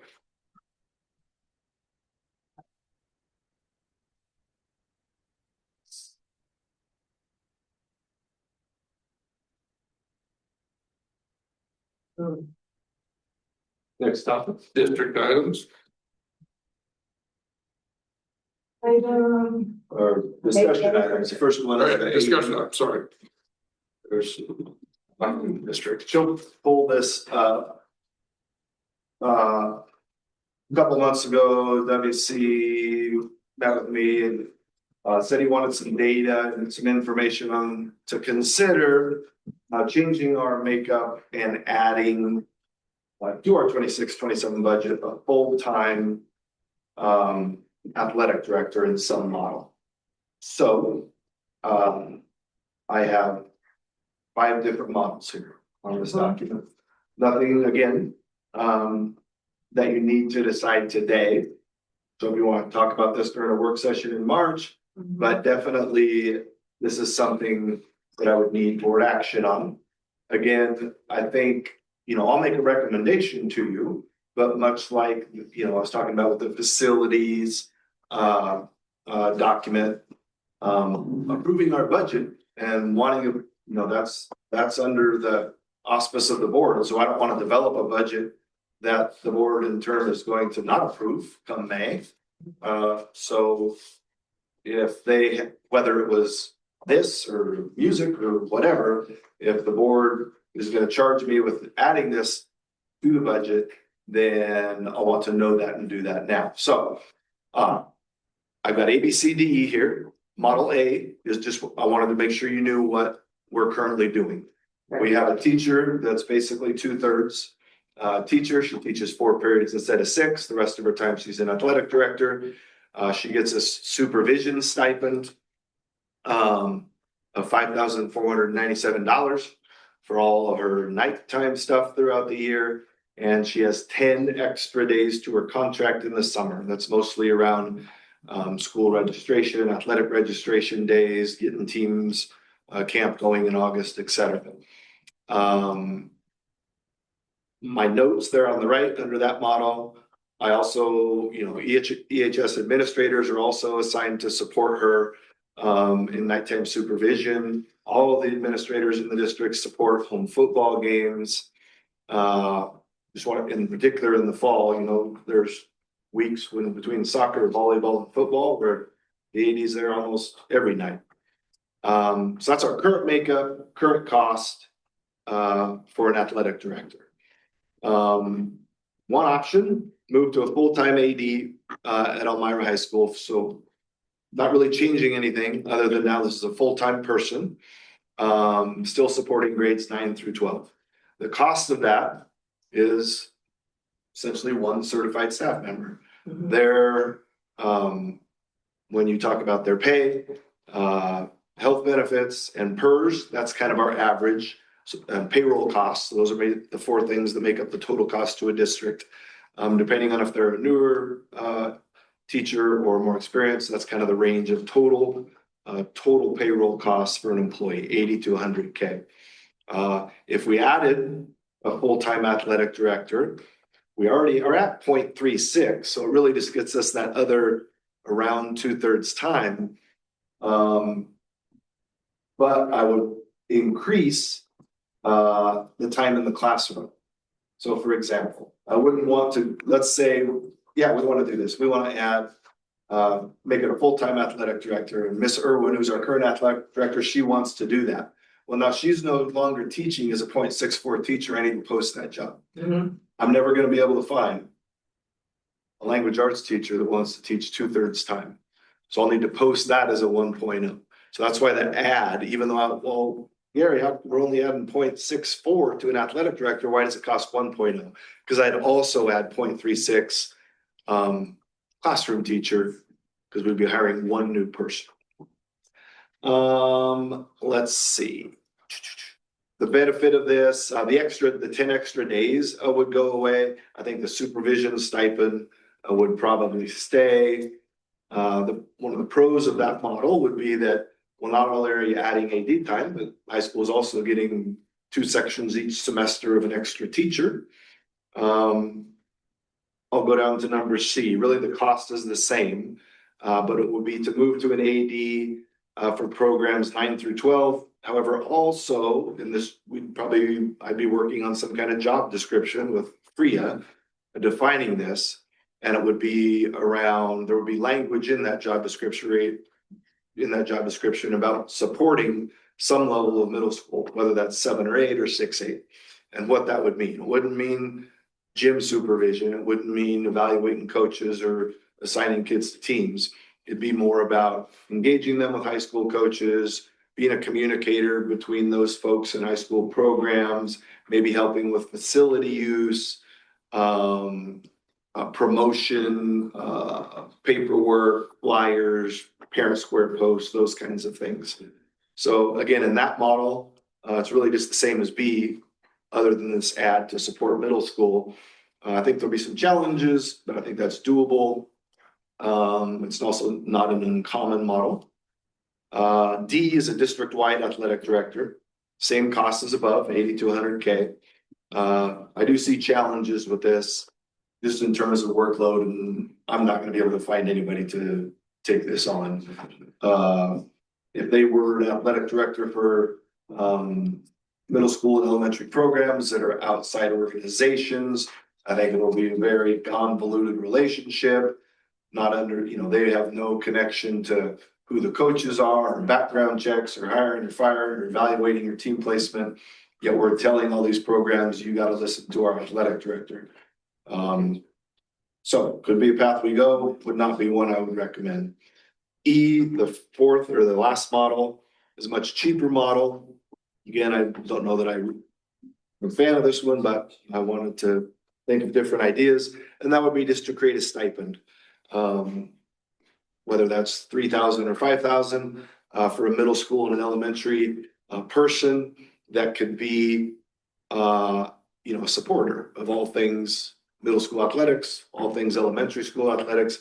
Again, probably most focus on helping with facility use, on paperwork, promoting parent square posts, website posts, those kinds of things, being a liaison, being a support to TSP, not so much 12 hours of gym supervision on a Saturday, being kind of the go-to for these folks. So my overall thoughts at the bottom, I'll just summarize. Well, overall, our budget's looking good. We're not adding any personnel in 26, 27. If I'm directed to add this position, I just want to remind the board what you're saying is that this is the most important thing. Having, adding this 100 grand to, and it really, we say 100 grand to athletics, but it's really adding whatever that is, 60 to athletics and $40,000 to more of a language arts teacher. If you ask me, okay, Gary, we got 100 grand we want to spend next year. If you ask building principals, an athletic director might be on the list, but it wouldn't be in the top 10. That's for sure. There'd be things like we want like a daytime custodian, because now we don't have, all of our custodians come on in the afternoon. There would be suggestions that we'd like a health teacher at the middle school. There'd be suggestions of we'd like full-time music at the high school. We'd like smaller classes at the elementary. Let's add a teacher there. So I just want to make sure, that's what you'll need to weigh. And if we do decide to go down this path, that's what we're saying. We have some money we want to spend, and this is the most important thing to allocate that. In option B, C, or D above, kind of just describes how that FTE would add. We'd not only be getting 2/3 of an athletic director, but we get also some additional instructional staff. If you're asking my opinion, I would say we stay with what we're doing for kind of the reasons I had said in number one. However, if this is something that the board feels that they really want to move to, then the one I would recommend is model C, which basically has them, engaging with the middle school, trying to support them in how they communicate, use facilities, engage with high school coaches. So again, nothing we need to do now, but this is something I'll need to know by March, because if this is going into the budget, it's spring break. It's kind of that's where the week kind of before spring break, and the week after spring break, that's where kind of we're finalizing everything. So about the 10th to 15th of April, we're done. So this isn't something that can delay till April. If the board wants to include this in our 26-27 budget, I think we can do it. This is the information. That's my recommendations.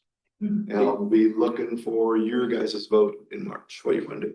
In your overall thoughts there, could you give examples of continuing to work on ways to improve the experience for the student athletes? You listed it there. I was just wondering if maybe you could, I know you got a bunch of other crap to do, man, but if you could compile something, some ideas that you had.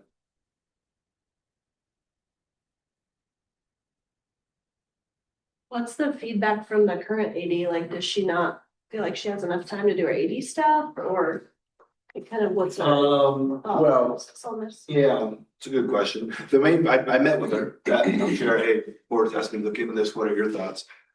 The main thing I remember her saying is there'd be no way that she or she thought anybody would take on a K-12 position, you know, where you're engaging with so many, I mean, just really thousands of kids and parents and spaces and probably 20 different organizations. I think she in a model where it's either just at the high school or engaging to trying to support middle school, but again, not being the gym supervisor kind of thing. I think she didn't commit to that, but said she'd probably be interested. You know, now it's why I really get on principals to help the AD, right? When I was the high school principal, you know, every night I was there supporting. We can't have, Sid has done a great job. And Joel, when I go over there to basketball games and watch them, it's not just, they haven't just dumped this on any, right? But we're gonna burn out an AD if we do that. You can't, she gets paid $5,000 to supervise probably 100 nights throughout the year. And a lot of those are difficult, you know, when you have officials to manage and spaces and snack bars and injuries and ice and just all the things when you get hundreds of people in a gym or space. So I think it's, you know, the way I've tried to support them is football is one of the biggest one. Get all the administrators, everybody, I'm there at every home football game, and all of our building administrators, whether they're middle school or elementary, are there to support 2 of the games. So I guess that'd be some of what she shared. She thought it would be, the K-12 would be too big a job, she thought, for anybody. And while she didn't say it, you know, I'd say it to her. Even what she's doing now, it's a lot. You know, it's not that much. I shouldn't say it's not that much, but she's teaching 4 periods. It wouldn't be that much more work to teach 6, right? It's just smaller class sizes. That's the other thing. She really asked to keep some of her. I remember when we first got her into this role, she didn't want to lose like a section of, I don't remember what it was, poetry or creative writing or something. So she had bigger classes. She has some of the biggest classes in the school. Correct me if I'm wrong. Some of the, you know, kids with classes over 30, because she wants to continue to have a different offering. So I guess the bottom line is we're getting great value out of her now. Nobody can do this for, you know, her job currently. It'd be a struggle to do this for 15, 20 years. People are just going to break down. I think it's a more long, when you have somebody, if we went to a job, another thing I would say was a pro of a full-time athletic director, it'd probably be a lot more likely we could have somebody long-term in that role. Less likely to, and I can give them more flexibility, right? When we would, if we ever went that role, the path I would go would be what's called a TOSA, a teacher on special assignment. So I don't have to worry so much about they have 8 hours and they get a 30-minute paid lunch. I can be flexible. Yeah, you're here till 10 tonight. You don't need to come in till noon. They can just track their time, keep me in the loop. I'm not going to be, or Sid's not going to be, you know, looking over their shoulder. Even in this role as an athletic director, they're going to be putting in way more than 40 hours a week. Now, a lot of it's just sitting in a gym, but it's still not home with their families or doing the other things in their life. So 2 questions. First off, realistically, is there enough work for a full-time AD? Yeah, I think so. And that would be, so I think we just start doing some things better. Big one I would say we'd start doing better would be promoting our fundraising. Our new scoreboard, that whole program, our electronic scoreboards, reaching out more to businesses, doing visits. I think athletic leadership, we can get a little more focused in There's lots of schools. I'd use Junction City as a model. It was a pretty integrated athlete leadership program that's led by the athletic director. So I think, even right now, if we just switch to this tomorrow, for the rest of the year, she's working 40 hours a week. But I think the way we, I think going to this model, I'd probably spend quite a bit of time on the job description, and we'd really be highlighting some of those things in the job description, whether it's create and support the high school athletic leadership team system. You're the sole person in charge of supervising and soliciting donations to our athletic program. So yeah, I definitely, as far as it being full-time, absolutely. And then secondly, if we look at tweaking her hours, like, could we change it to like a 0.5? Do we have to drastically go to like? Yeah, well, if we did that, then we're losing sections. So if we went to 0.5, instead of, she would teach 3 classes each semester, and just have more time as an AD. Good, but then it's just a class. Not only are we, all we're doing there, we're not costing ourselves any more money. We're just saying high school got a little bit less instructional staff. Do you plan on talking with any of the superintendents from any of the other school districts that are running that model? I know there's a handful of them, like Central, Splemity, Philomath, JC, some of those guys. For sure, I'll be, and Emmy has reached out to some to see kind of what they do. But once we kind of felt, if we were going with some change and we fell into a model, I mean, first thing I'd probably do is pay for her to have a couple sub days and go visit a few other districts and pick the brains of people that have been doing this for a few years and what works well and what doesn't, and what's the best way they spend their time. And so definitely be something we investigate if we change to whatever model it is. So you need an answer from us before you investigate further. Yeah, I want to know kind of which model we're looking at. So in March, we say this is the path we want to go, then we'll have 6 months to get that job description written, get it posted, see who wants to do it, hire the job, and figure out how to do it well. And we're in, I guess, level medium. What are we now? Like our classification, our OSAA classification? No, it would be with enrollment. Are we a small school, middle school, large school? I don't, in Lane County, we're what's called a middle-sized district. So smalls would be Crow, Lowell, Triangle Lake, middles are us, Junction City, Cottage Grove, bigs are Springfield, geographic. And so you have not talked to other middle No, I level haven't. schools to, No, okay. My other thing is, so we have talked about the high school and the middle school. What about the elementary school? one model on here, there could be, we could say we're gonna hire a athletic director in their K-12. That would be model D, but again, I think that would be a challenge. And then, right now, middle school and elementary school their sports is through TSP. Well, probably a dozen different organizations. They're just not through us. So we contracted with anybody. No, we don't fund, the district supports 9 through 12 athletics, that's it. That's it.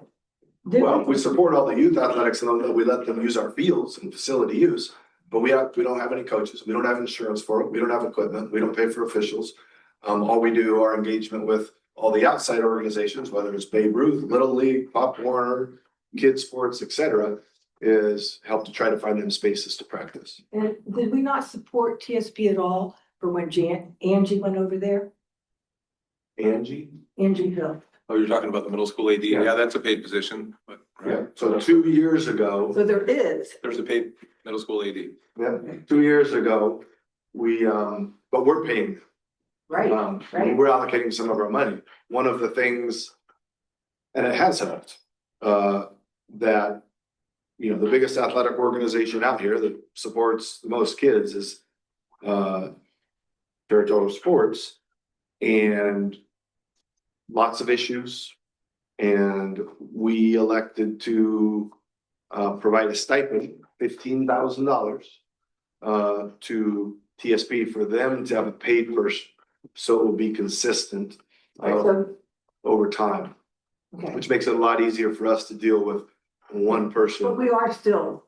Yeah, we give TSP $15,000 to pay for a spot. So what I'm thinking, okay, is that if we're already paying a partial for AD at the high school, we're paying for an AD at the middle school, but I don't have any numbers on that, and we're also paying 15,000 towards an AD for TSP. Well, you said three things there. Right now, we have a 0.36 AD, and we give $15,000 to TSP to support the AD. So that's just two things. So we don't have anything happening at the middle school now? $15,000 is the middle school. 15,000 middle school. You're getting TSP. It's TSP. So it's TSP, middle school and elementary school. It is. Okay, that was my first question. Okay. Yeah, I don't think there's a single sport through the middle school, is there? No. 15,000 and that's going to TSP. Which is the most common in Lane County, if not the state. What is most common? That school districts don't fund middle school athletics. Why? Cost, lack of money. Just cost. There's some exceptions, but yeah. Yeah. Junction, for the longest time, Junction City did. And just in their recent cuts, they've eliminated it all except for track. So, go ahead, I'm sorry. They have one funded sport. The reason they decided to keep track is they thought it could almost pay for itself because they have like 120 participants each pay. They all pay to the district. It was kind of a net wash. So, but they're again, I'm sure there's districts out there, although not many, that fully fund all middle school athletics. But the vast majority do not fund it all. So as far as middle school and middle school and elementary school, is that would be parent supported. So the kids still have sports. It's just that we're not paying for it. Yeah, just like you signed up through kids sports in Eugene, right? There's not elementary school basketball. So sports are offered to that. Yeah. It's just that we're not paying for the middle school and elementary school. We try to support them by letting them use our spaces and fields and gyms, but they're not our coaches. We're not involved in anything other than helping them with the space. Okay, thank you. Yeah. Oh, we could discuss this in March, but do you think we still need to pay the $15,000 to TSP if we go to Model C? I would recommend we do. For a few reasons. One, it's just helped so much. Two, the ways that it's helped. Having one person Dan can go to, right, that then gets it out to every coach.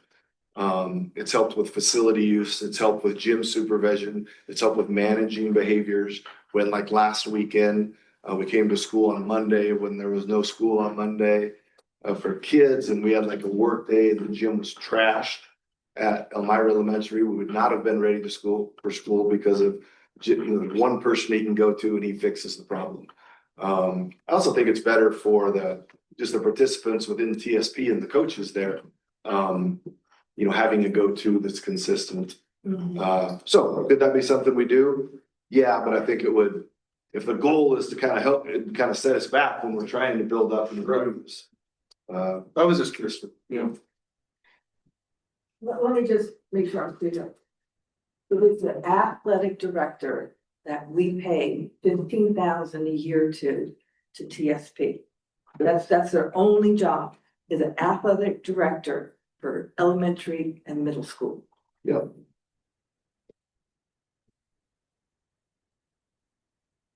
Just middle school, really? I don't really know what he engages. It's just middle school. Yeah. It is just middle school. I'm not sure what he does with elementary. So again, like tonight, he's over there right now. He asked me to come announce their 8th grade starting lineups. I said, but I got a school board meeting. So Scott Oda, what's that? He did great. He did great? He did great. Okay. Kelly did on the thing. Oh yeah, Kelly. He's a graduate of Elmira High School, has kids in the community if you know him. And yeah, it's It's a nominal amount that I think has made the experience for kids, adults, certainly our office, Dan, life easier to have that person. In the past, it would just been a volunteer. Right, so it is just middle school. Yeah, I don't know his engagement with elementary. If you'd like me to find out, I can ask what he does there. I know he I don't think there is. I know he sends me parent square posts to post about elementary signups for different things, but I don't. So I know he does something with them, but I definitely agree if the vast majority of his work is middle school. But to be clear, he's a TSP volunteer that we pay TSP. He's a TSP employee. He's paid. Right, a TSP employee and we're paying. Yep. So why can't we pay for them to be? We can talk about that. Yeah. I mean, I think it's down to the work session. Well, yeah, it's already on. That's what we're doing. Yeah, it's on my list for March 1st session. I have 3 things. Yeah. I have a list, but I bet you Bree's been paying attention to me saying so. She's pretty good at that. All right, next. 8.35 reconfiguration. I got you up there. Bree's gonna pull up the draft web page. So, can you make that the whole screen or not? It is an abbreviated screen, Okay. which is kind of. So again, what I'm looking for is for the okay to just make this live tomorrow or in a day or two. From our main district webpage, there'll be a button on the right-hand side that says, K235 reconfiguration information. So there'll be some kind of, right now this is hidden, this isn't up anywhere. This is kind of just a brief summary of where we're at. And then underneath it, there are tabs. There are 6 of them. I will give you a quick rundown of each one. Benefits of a K235 model. Click on that. It lists some of them. It's relatively brief. Is there anything more? Is that all of it? Oh, and then it lists some challenges. Change, number 1 big challenge. Busing will be a challenge. Parent disruption will be a challenge.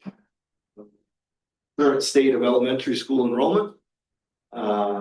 Tells us where we're kind of currently at, number of classroom teachers in each building, number of students, average class size, how many blended classrooms we currently have, what the biggest room is, smallest room, and the total enrollment at each school. Kind of some history, what does the future look like, etc. The next tab is a K235 classroom configuration. It kind of shows that graph shows what it would look like this year, right now, if we were at a K2 school and a 3-5. In our K2 school, we'd have 4 classrooms, 2020, 19, 19. In first grade, we'd have 4 classrooms, all at 21, 1 at 22. In the second grade, 4 classrooms of 20. In our 3-5 school, those would be the class sizes. 24, 28, 27. There'd be 0 blends, all the class sizes would be level within an individual grade, there'd be room to grow. In past school years, I haven't linked to that yet. I need to work on that. But I have a graph that shows that essentially for the last 10 years. As our elementary school talks about future years, I think it gives us more ability to adapt whether we continue to drop, which is what it appears that we will be doing, or grow. There's an FAQ link. Excuse me for 1 minute. You Can bet. we go back please for a minute? Yep. Thank you. So on the 4th grade, the big classes there, what is the max? What's the cap? 150. 150 could be in one class? I say that facetiously. There's no cap. Oh, don't do that to me. I'll take it seriously. Okay. There's no cap. There is no cap? No. I mean, there's common sense cap. Okay, what would the common sense cap be? I don't know. If we started approaching 35, I'd be concerned. Have we ever been that high? When I was the principal of Benita Elementary, I had 3, 4, 5 blends that were all 35. What year was that? 07. Thank you. Yep. Okay, there's a FAQ. I won't go through them all. But kind of, just different questions that we thought might be useful for folks, to answer them. So that's that tab. Are there other options? And this is what, Mark talked to me a little bit about, other options. For example, changing the boundaries, or putting class size limits on them. And just know that we could do either one of those things, but they wouldn't address the issue. So it talks about what changing the boundaries would look like. For example, the one pro of changing a boundary would be that it would even out the total enrollment between each school. So instead of there being this 75 difference and it's going to grow to 100, that we could get it pretty similar. But it would do nothing for blends. It would do nothing for professional development, do nothing for balancing class loads. All it would do was solve the issue of, the imbalance of having a school with 100 less kids than the other, yet they have one PE teacher and one principal and one counselor. Well, the school with 100 more kids also only has one principal, one counselor, etc. So it kind of just describes what those two things would do, changing boundaries or capping class sizes. They're definitely not, if the board didn't want to go to a K235, then I would definitely not recommend doing either one of those things. I would recommend just stay with the way we are. Ways to get more info and provide feedback. Excuse me. Okay. So as far as capping the sizes, that's something that the board can do? The board can? The board can, no, what would we have to do for that? Well, I think the board, it definitely would not be something that I recommend. I have no idea what that would look like. So if the board wanted me to look into that, I suppose I could. It's definitely an operational decision, right? It's not board policy. If the board wanted to develop policy that says, we're gonna cap whatever class, an 11th grade class or a 7th grade or an elementary school class at some certain number, they could. That would be really dangerous, and I know of 0 school districts in the state of Oregon that have policy like that. If we let's say right now, if we capped classes at, well, at the beginning of this year, we were kind of in a bind, right? We had 30 kindergartners at Elmira Elementary. So let's say our kindergarten cap was 25, then we'd be telling, we needed range transportation for those 5 kinders to go to Veneta Elementary. It would cost us additional money. And then in 1st grade, then when I get a new kindergartner, which school do they go to? Am I moving them, or now because they dropped one at Elmira Elementary and I'm letting them stay there? Or do I go over to these 5 and say, which one wants to come back? What happens in 1st grade when they want to return, or 2nd? It just, that's just policy though. Well, it would just be a system that I don't think anyone could manage well, and it would not end up with happy parents or happy teachers. Anyhow, I know I'm going through this fast. Feel free to read it. Unless anybody has any major concerns, my plan will be the next couple of days to make this live, so you could go in there and read everything and shoot me an email if you had a question about something or that kind of deal. Michelle, myself, and Rilke are the ones that built this, put all this information in here again over the last month. Once I get this up, the next kind of steps will be to continue to work on a survey. I think we'll probably do a survey more closer to the end of the year. I have met in the last 2 weeks with North Bend, whose school board approved going to this model on February 5th, I think. Last year, February? No, 3 weeks ago, February. 3 weeks ago, February. So they just approved to change in the fall. They started at the same time as we did in September. And their board just voted to switch to it in the fall. Then we met, and WC sat in on that with Lincoln County. So interviewed, I think it was 5 people from Lincoln County that were in various roles when they went through this change. They've kind of did it in 2 phases. They have 4 elementary schools, I think, but in different communities. The first community, they went to it about 10 years ago. And then the second community, I think they went to it 4 or 5 years after that. So We've got to ask them questions, what went well, what didn't go well, did they like it? I haven't done it yet, but I'll be typing up the notes from those 2 meetings and then linking them in there where the red was up there in the text. So with, not North Bend because they're so new, but with Lincoln City, how long have they been operating like this? I think one community in their county, because they're a whole county, it's Lincoln County School District, Okay. was 10 years ago. And then the other community that had, I'm not sure how many, multiple elementary schools, went to that model 4 or 5 years after that. So I think around 5 years. So nothing is really, really new. So how are they doing? How are they doing?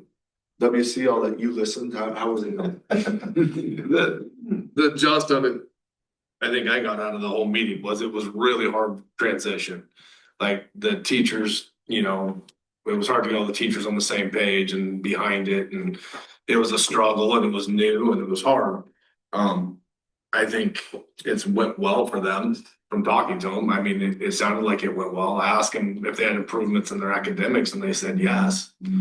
But I think there was a lot of challenges, but they have a lot of different challenges than we have. Yeah, the first one of the things they really emphasized was the second one went a lot better because they learned a lot the first time.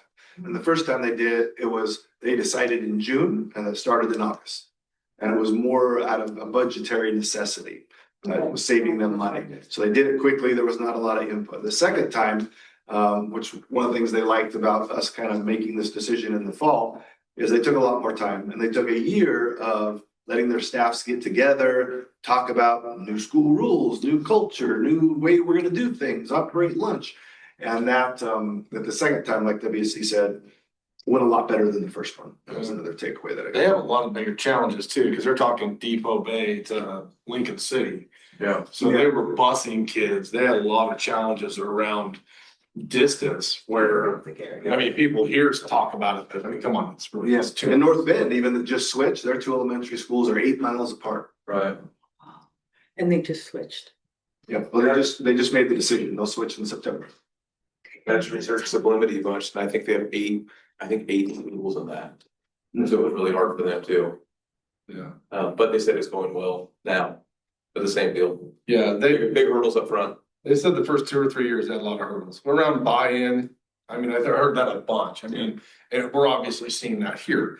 Like, but they had big hurdles around buy-in and processes and stuff I like think that. if, again, you know, this is, I realize we don't know if we're even gonna do this, but if we did go this model, I would probably engage some kind of professional outside facilitator to hire, to work with these elementary staffs for one Wednesday early release a month for 8-10 months, get them together, let them talk, work them through the process, and help support this change that they're all gonna undertake.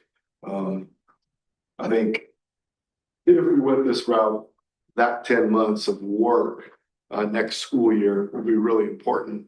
So things will start as smooth as possible in the fall of 27. Do you know, even though there was a hard transition, I think it was the first couple of years you said? 2 to 3 this time. 2, 3 years. So did the teachers calm down? Did they feel better about it after? They said they have a lot of turnover. They don't stick around a long time, so they don't have no real long-term teachers. So new teachers would roll in and, you know, it's just the way it is. Mhm. So they came into the program, you know, knowing what they were getting into. It's not like us here where we're asking a teacher that's been teaching here for 17 years to change all of a sudden.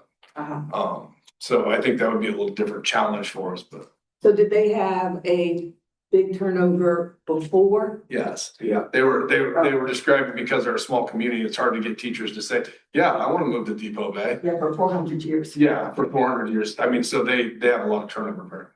So how about now?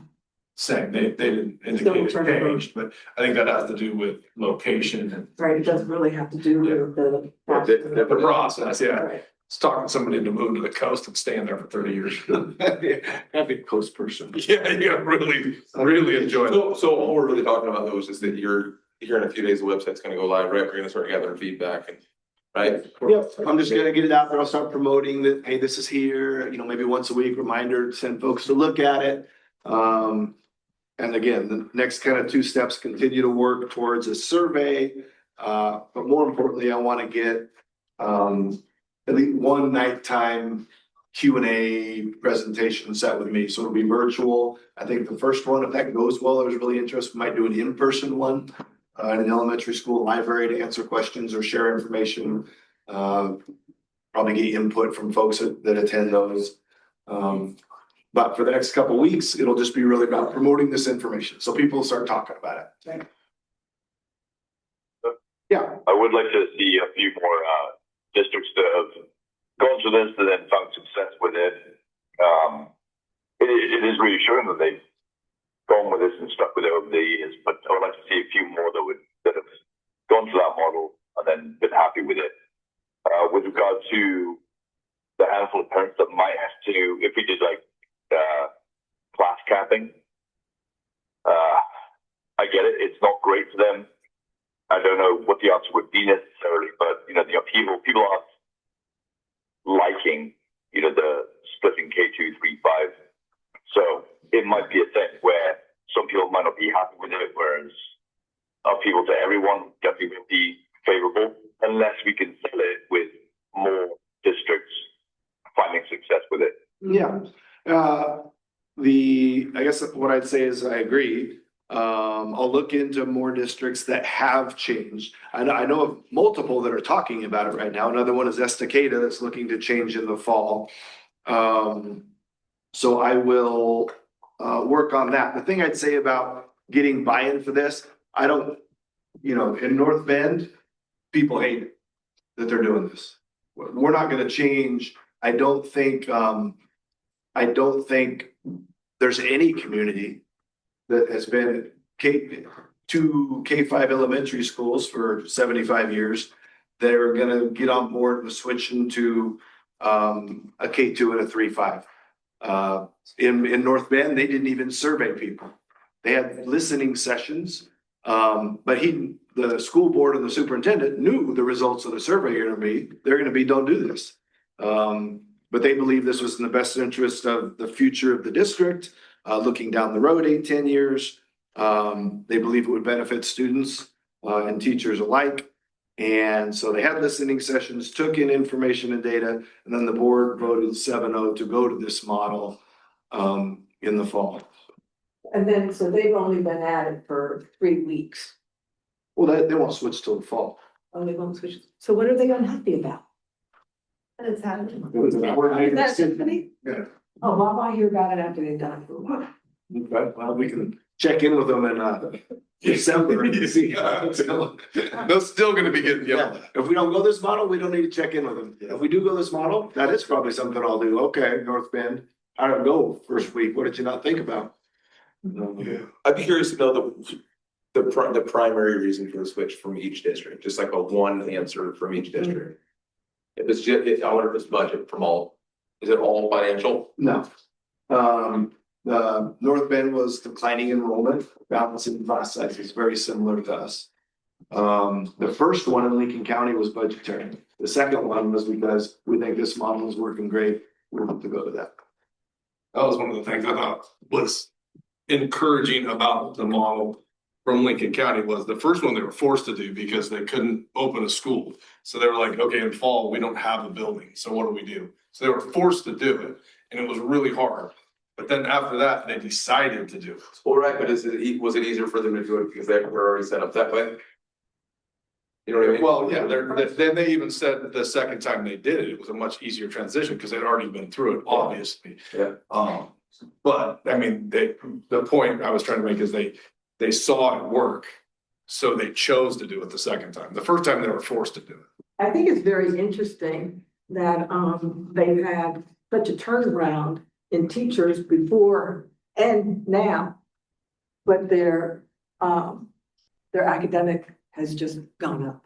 When I asked the question, I mean, because that was the last question I asked, I said, even though, because I figured the first 2 or 3 years, they probably just struggled. I said, so after the 2 or 3 years, did your academics see an increase? And the lady laughed and said, no, we saw that immediately. She said for them. At the 3, 4, 5. Yeah, the 3, 4, 5, yeah. It was math, because that's where they had focused that they were struggling. And she specifically said in math, they saw a huge increase in the first, I think it's the first year, right? First year. Did she say how much? She might have, but I think I missed it. But she said significant, and she was excited about it. Mhm. The first, we asked kind of the same question about, the first time, and they were like, yeah, the first 2 or 3 years was hard. And about the time they got to year 4, it was COVID. And then it set them back some. But they all, we had the superintendent, we had the acting principal at the time. Multiple people from all of them, and I won't say, they definitely weren't saying to us, oh, you have to do this. That wasn't what they were doing. They were just sharing their experience, what went well, what didn't go well for them. Said really, we have no opinion of whether that's gonna work well for you. We don't know your context. You know what the enrollment is for that district? I don't know. Definitely bigger than us, because they have kind of different communities that are a long ways apart. But I would bet it's at least double our size. Would it still be in the medium school? Do you think it bumped it up to the larger school? No, they're like they're in our same athletic conference. But I think they have a couple high schools, maybe 2 instead of 1. Taft. They have a smaller population. They're just over a bigger area. So it'd be like Crow is in our county, They're not their school district is Lincoln County School District. So all the kids within Lincoln County. Okay. All right, that's all I had on K235 reconfiguration. I will get that posted. Like I said, look it over. If you got suggestions or tweaks to any of it or something to add, or just let me know. Thank you.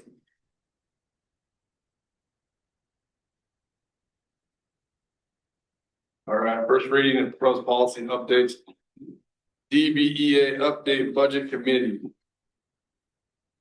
This one was voted on and passed last month, but there was a question about compensation. OSBA represented and indicated a correction. Excuse me, this is first reading.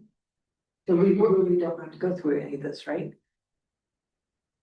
Can I interject? Yes, please. We had a second reading for this last month, and you had a question on number 3, which was about compensation for budget committee. So when we talked to OSBA and PACE, they said this is the wording that you should put in it. So we're going to do adopt as revised. First reading, second reading, get it done right now.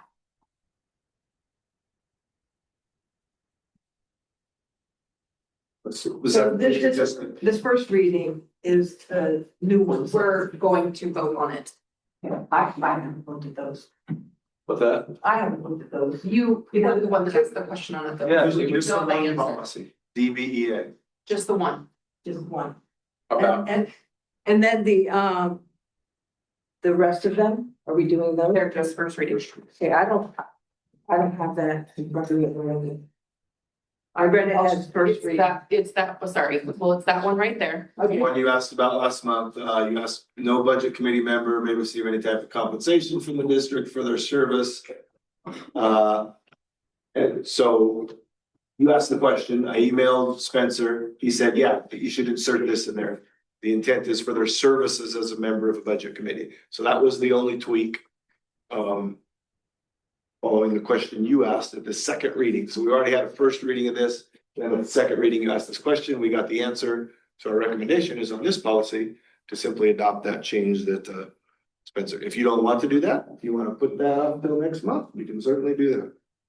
I'm actually fine because now I see it. Okay. But I won't be prepared to do on any other parts. Any of the other first readings, sure. Okay.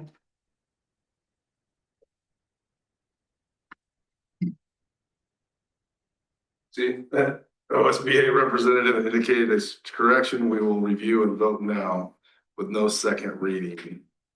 Can I get an action on this? Make a motion to adopt as revised policy DBEA budget committee. Any discussion? All those in favor? Aye. Aye. Passes 5-0. Perfect. The rest of those are first readings. Then you have the second readings at the bottom. Okay, I'm ready there.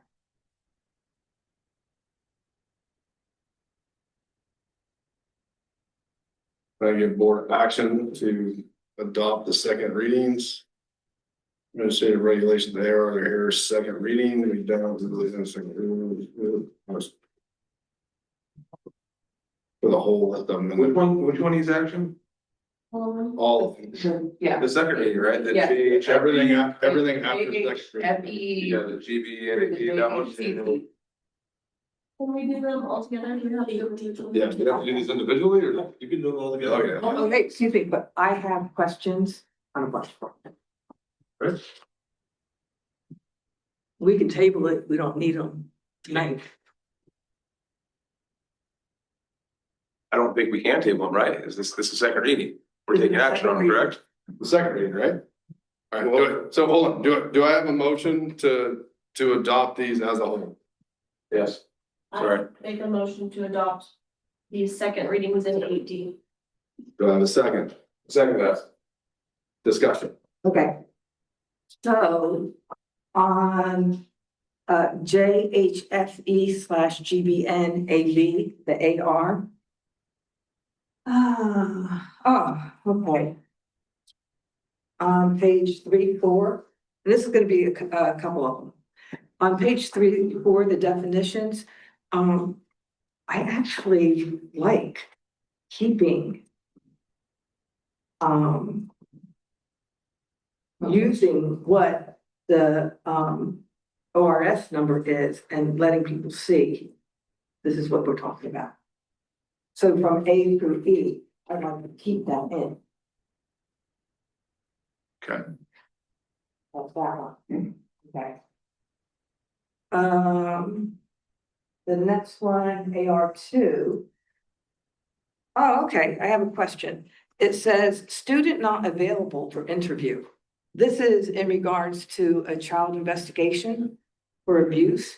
When is a student not available for interview? I don't know. One thing I think I've mentioned this before. If you have questions on these, if you can get them to me ahead of time, I'll research and get the answer. I don't even know what policy you're looking at. The question, it's gonna take me some time. So if we have specific questions that we wanna stop approving these on, I'll research it and we'll put them back on the agenda in March. I don't know. These are just motions of the second reading though, like you already had the questions. Yeah, but then it's gonna ask for approval. Well, we're just, so I'm gonna be, It's like, we're gonna need a third reading. That's why I have a first reading. Right, and we can do a third reading. well, no, we're not. I mean, it's almost 9:30. We're not even through all this. I don't want to do a third reading. These are all questions that I think everybody's feeling this way, so correct me if I'm wrong. These are all questions you should have had after the first reading, so we could have addressed them before the second. And as Gary could have got them you could have researched it, then asked the question. As of right now, what's gonna end up happening, I think, Lisa, and we'll just have to see. You'll ask all these questions. We already have a second. We're gonna vote. They're gonna get put in before your questions are ever answered. I don't think that can happen. Yeah, we already have a first and a second to approve. And that's why I wanted to table it. You didn't make a motion to table it. They put a motion to accept it. Okay. I mean, you can make a motion if you want, you can make, Let's finish out. you can make a motion to table it and see if that gets approved. I mean, but I'm just, that's where we're at. I'm just trying to point that out. We didn't even get through the motion to combine them all together before the questions came. Well, we made a motion to combine them together and adopt. One thing I would also remind you about these is, keep in mind, these aren't Bree's words or Gary's words or whatever. This is OSBA saying this is best practice to cover your butt and adopt this policy. They do give us some options. That's why Bree and I need to go through them and we choose the words may or will or shall or specific to us. But these are boilerplate, required updates given to us by OSBA. So that language right there, is it required? Well, again, the specific policy of that, Which one is it? what policy are we talking about? I mean, HFE-GBNAB-AR number 2. okay, right. I don't think that one's it. Oh, maybe it is. I don't know. This is a change and replace. Yeah, so this, the OSBA sent this one out, this At the top of each policy, when I get this, re-identifies them as required. OSBA saying you gotta do this. Then there's some that are optional. Right. Rarely do I even get around even looking at the optionals. Sometimes I do. Sometimes they send them to us like this, that this wasn't even in your policy before. The code has changed. You need to just get rid of your old one and replace it with this one. And so on this one, I didn't even note any changes. Because we're just adopting the new format that they gave us. Is that in tonight's?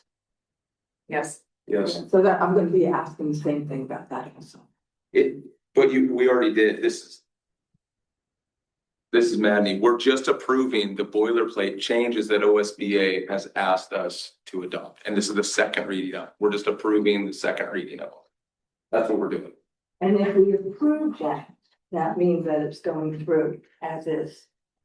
Yes, because if you had questions, you should have asked them after the first read. So I didn't. Okay, so what do we do now? So is discussion over?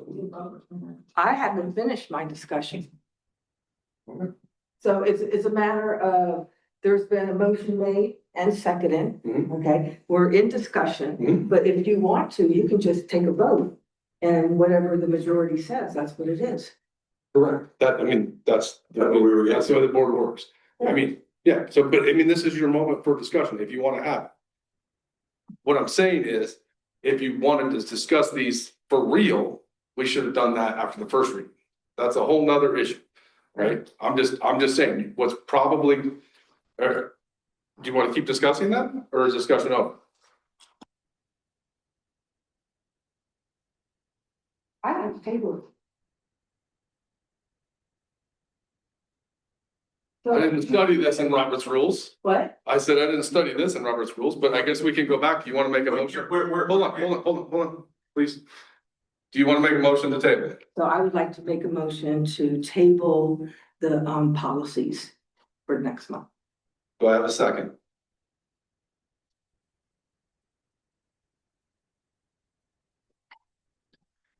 Motion fails. So, are you done with the discussion? I'm done. Okay, all those in favor? Aye. Aye. All those opposed? Aye. Motion passes 4-1.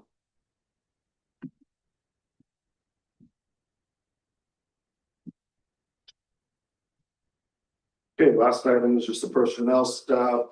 We have one special ed teacher.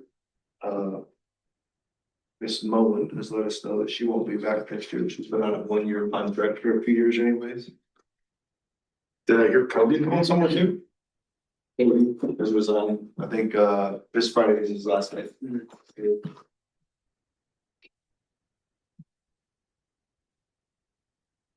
There's one on my thing. There a motion to approve? The resignation. I make a motion to approve the resignation of Terry Mongus. Do you have a second? I second. Discussion? All those in favor? Aye. Aye. Aye. Motion passes 5-0. And if you want, I think you can do all these A2, A3, A4 is one. Approved license administrative contract for renewal. Can I get a motion to renew all these contracts? I make a motion to approve all 9A contracts. I second that. Discussion? All those in favor? Aye. Aye. Aye. All those opposed? No. Motion passes 4-1. An abstention or a nay? Nay. So non-licensed report, just your information only, pull that out, Bree.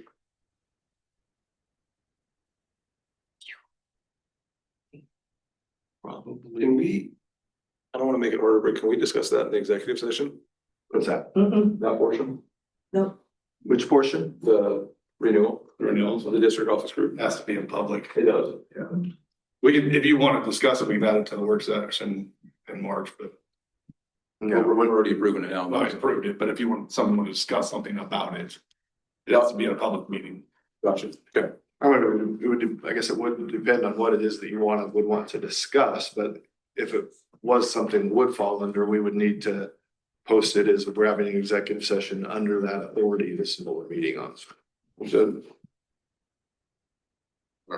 President, can I change my vote On which one? on 9(2)(a)? And all, 3, 4, 5, 6, 7, 8. It's on all staff. On the renewals? Mhm. Sure. I don't see why not. Yeah. Yay. So it passes 5-0. Okay, so again, this was just FYI. Yeah, Cody. Yeah. This week was his last week. I think he's assistant basketball coach at Lynn Benton or something. Wow. And we posted. Reserve plug it anywhere. Love Cody. There's one right there, but it might be a pain. Get a coin. Non-licensed report review, no action required, and then we need approval to renew this office approved. Yes. Yeah, so kind of just similar to the ones above, but they're in a separate categories. Our district office group is Quanah, Lisa, Amy, Paul, Dan, and Bree. What if we want our new contracts for everyone but Bree? She's the one that types the minutes. Right in. She makes me this thing, then I can actually go do this to her. Can I make a motion to approve 9B1?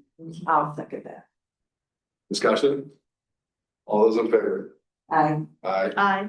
Hi. All those opposed? Thanks, guys. 5-0. You're awesome, Bree. Bree's gonna keep making my script. Late items, closing comments, board comments. Yeah, I just want to real quick touch on K235 one more time.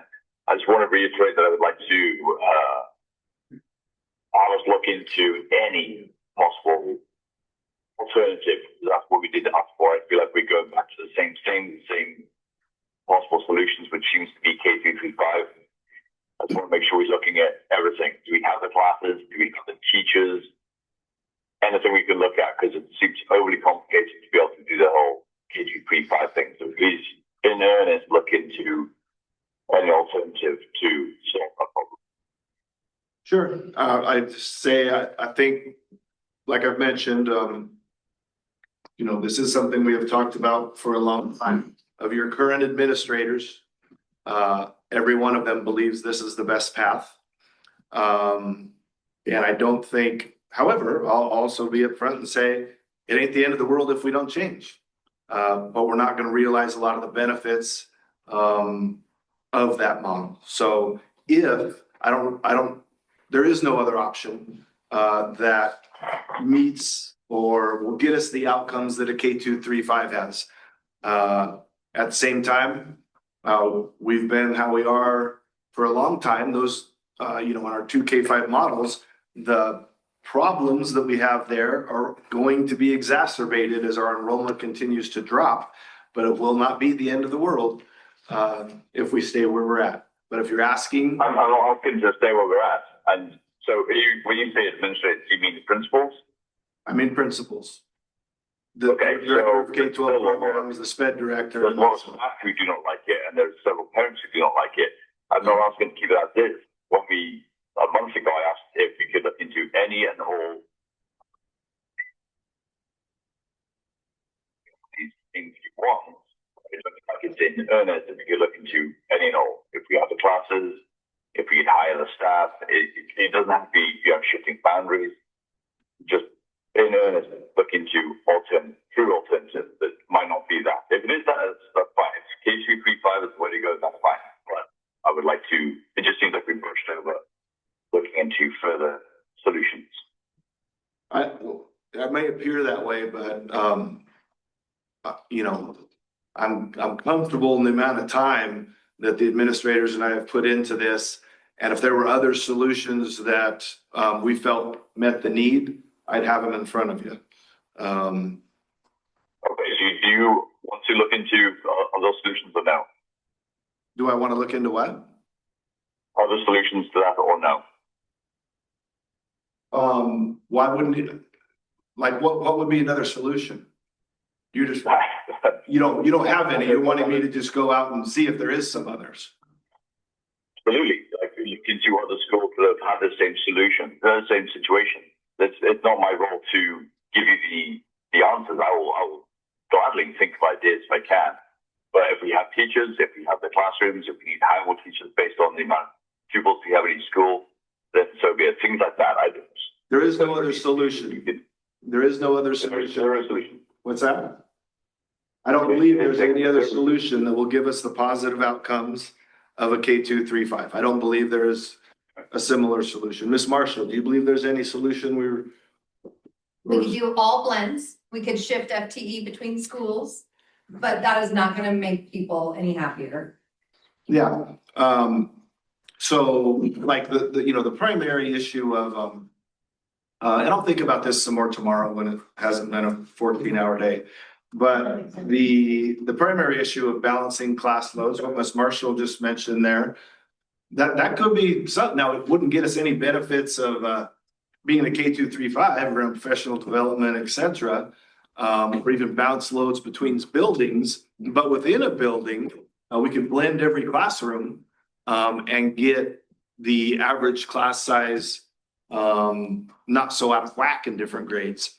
But again, other solutions that I think we could find might address one component of what we'd be proposing to go to. But I know of nothing that would get us, again, the benefits that I would expect to come out of this in 4, 6, 8, 10 years. Okay, I'm just looking to look for alternatives because we're stuck. Didn't hear what he said. I think what he said was he thinks we're stuck on one alternative. Just again, like I said before, we seem to be looking at only the one solution, which seems to be K-3-3-5. And I'm just asking you to look into whatever you can think of, reach out to whoever you need to, rather than just continue on with this path because a lot of people do not like it. Yeah. If it's the solution, I'll gladly admit it. Like, hey, this is great, it's working, but I just want an open mind, not just a railroad down one path. I don't, hopefully I don't make it seem like I'm trying to railroad this down some specific path. I'm trying to recommend what the administrative team thinks is the best path for the district. It'll be the board's decision, and I'll fully support it if they want to stay with 2 K-5 schools. Okay, but again, it's more than just administrators, correct? The administrators are the ones that advise the school board, so. Based on community input, is that all right? Oh, no, I mean, occasionally you can use community input, but definitely, I don't advise the board based on what a specific community thinks. I'm gonna, advise the board based on what the law says or what I think is best practice after having done this for 30 years. For sure. There's a lot of teachers who have spoken, there's parents who have spoken too, correct? I haven't spoken to many parents about this. I listened to the couple that came to a board meeting. If you're asking, do elementary teachers support this? They do not. I think that's common in everywhere that I've talked to so far. Do our middle school and high school teachers support it? They do. Yeah. I'm just trying to get my point.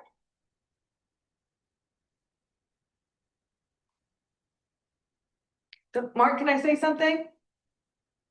Sure. So are you asking then, you would like to see more than one? Not that we have one recommendation, but you'd like to see exactly like what is out there. Like Michelle said, we could all go blends or we could do something else. I forget what you said. But is that what you're asking? You just want to be able to see that?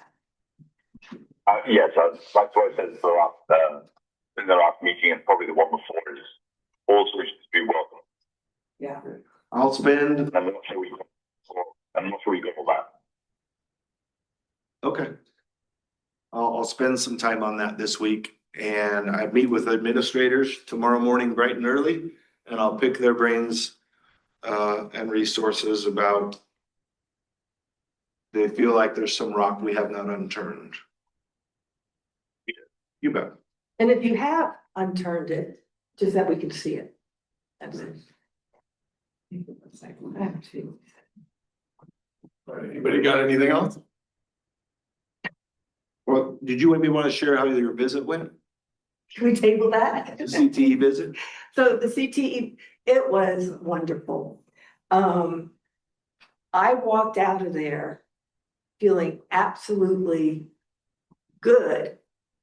And the whole process, I had a smile on my face and all those kids had smiles on their faces. Sure, there was some guys, I'm gonna be honest here, you know, blah, blah, blah, blah, stuff like that, but they were thrilled. I absolutely loved it. We made a planter and I welded, and my instructor very nicely took the welding, put it into the water, sanded it all down, and said, come on, Mrs. Lisa, try again. So, but it was a wonderful, wonderful experience. I'd like to go back to, there's some other schools that are doing it. If I get it into my schedule, I really want to go see the other schools. That was good too. Yeah. Bummed I missed it. I'm pushing out a post on it later this week. You'll see So pictures. Mrs. Marshall will brag how well her weld looked. I saw it, it was good, I saw it. I didn't talk about this, and then I thought, I bet you somebody did. All right, so the board will now meet in executive session pursuant to ORS 192666021 to review and evaluate the performance of the chief executive officer or any other public officer, employee, or staff member, unless the person whose performance is being reviewed and evaluated requested in an open hearing. All members of the public and non-essential staff are asked to leave. Representatives of the news, media, permit stay, but are directed to not report, deliberate through the general subject of the session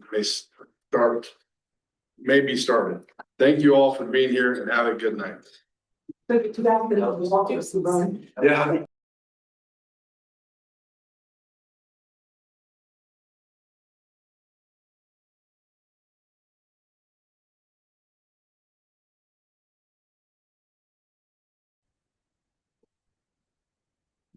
Now. Now return to our regular agenda and adjourn the meeting. Seeing there's no further business, meeting is adjourned. Quickest executive session ever. That's one of the longest meetings ever. I knew it was gonna be a long one, that's why I warned you. I thought it was about how patients.